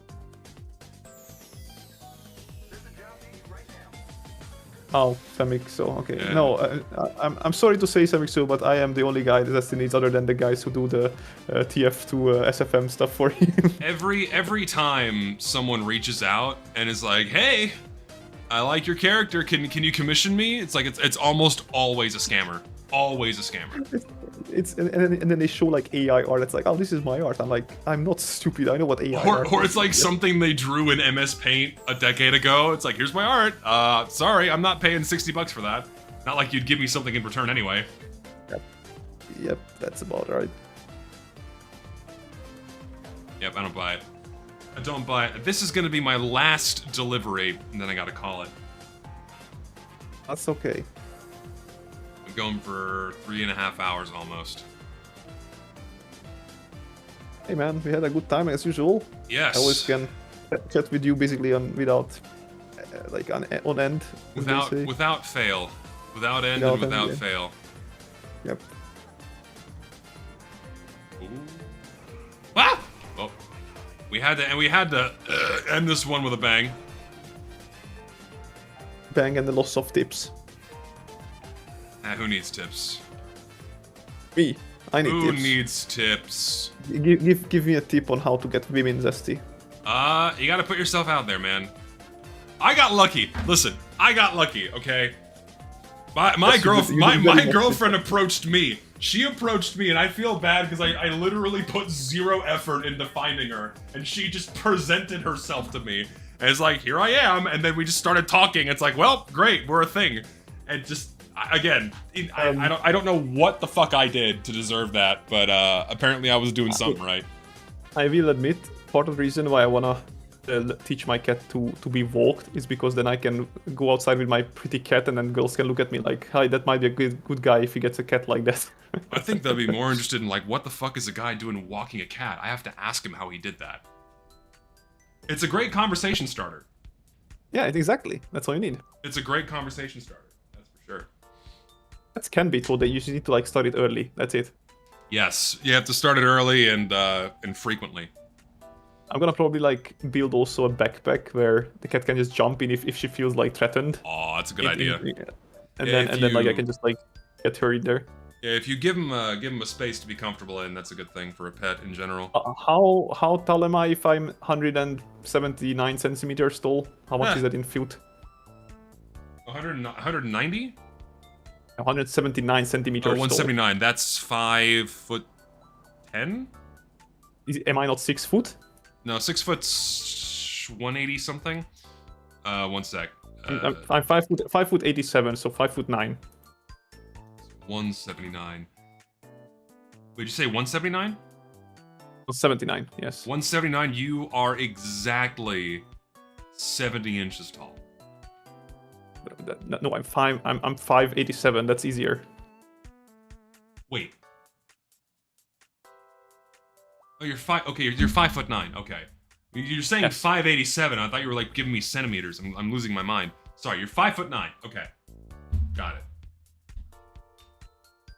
Why is being under 6 foot so bad? I thought It's an American stereotype where it's like, oh, if you're not 6'2" and you're mega jacked and have like $500,000 income, no woman will ever speak to you. That kind of thing.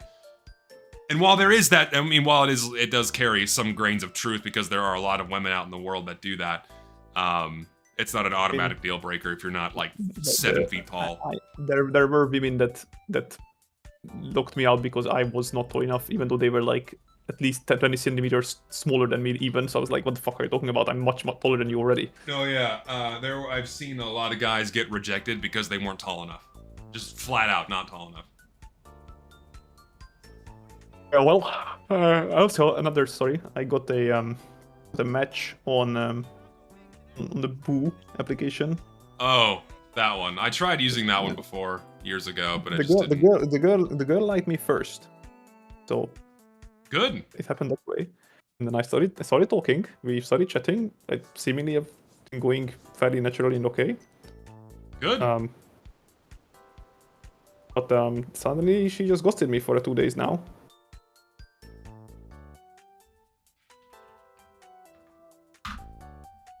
Well, hopefully yeah, she won't. she Hopefully just she'll lost- stop ghosting you. No, well, she's been It's costing me for 2 days now. Here is the thing, right? People who say Boo sucks. The thing is that when I saw Boo, it advertised itself as like a dating application for gamers and nerds and whatnot, right? Which, even if you say that that's not true, that people on it are like that kind of people, which I can probably tell myself as well, but the fact that it advertises itself like that means that there are other people who might have gotten into the application with that mindset that, oh, if I want like a nerdy guy or a you know like a gamer or anime like or whatever like person, then there's still gonna be like more people like this on this than if you were going to something like Tinder. And I have seen people who had in their bio that they like anime and games and shit, so they are not afraid to be honest about it, at least. So in that sense, Boo is already better to me at least than Tinder. I had more luck on Boo than Tinder, even though the application itself is not that great, as none of the dating applications are great, let's be honest here, right?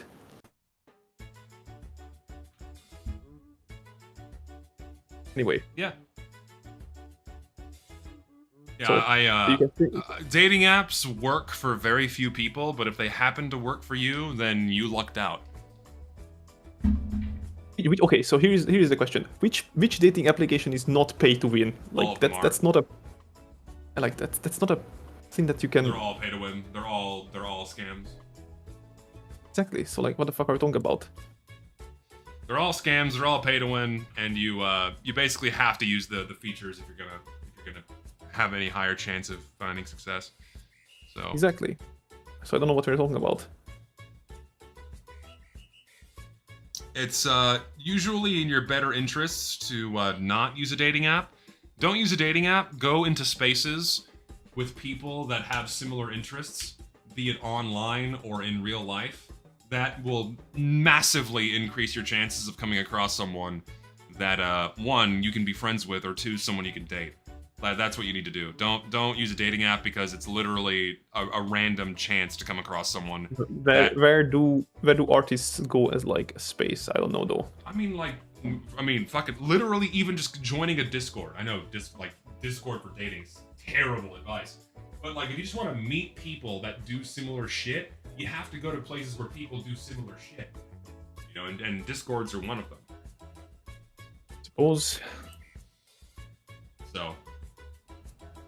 Dating apps are not the best. Yep.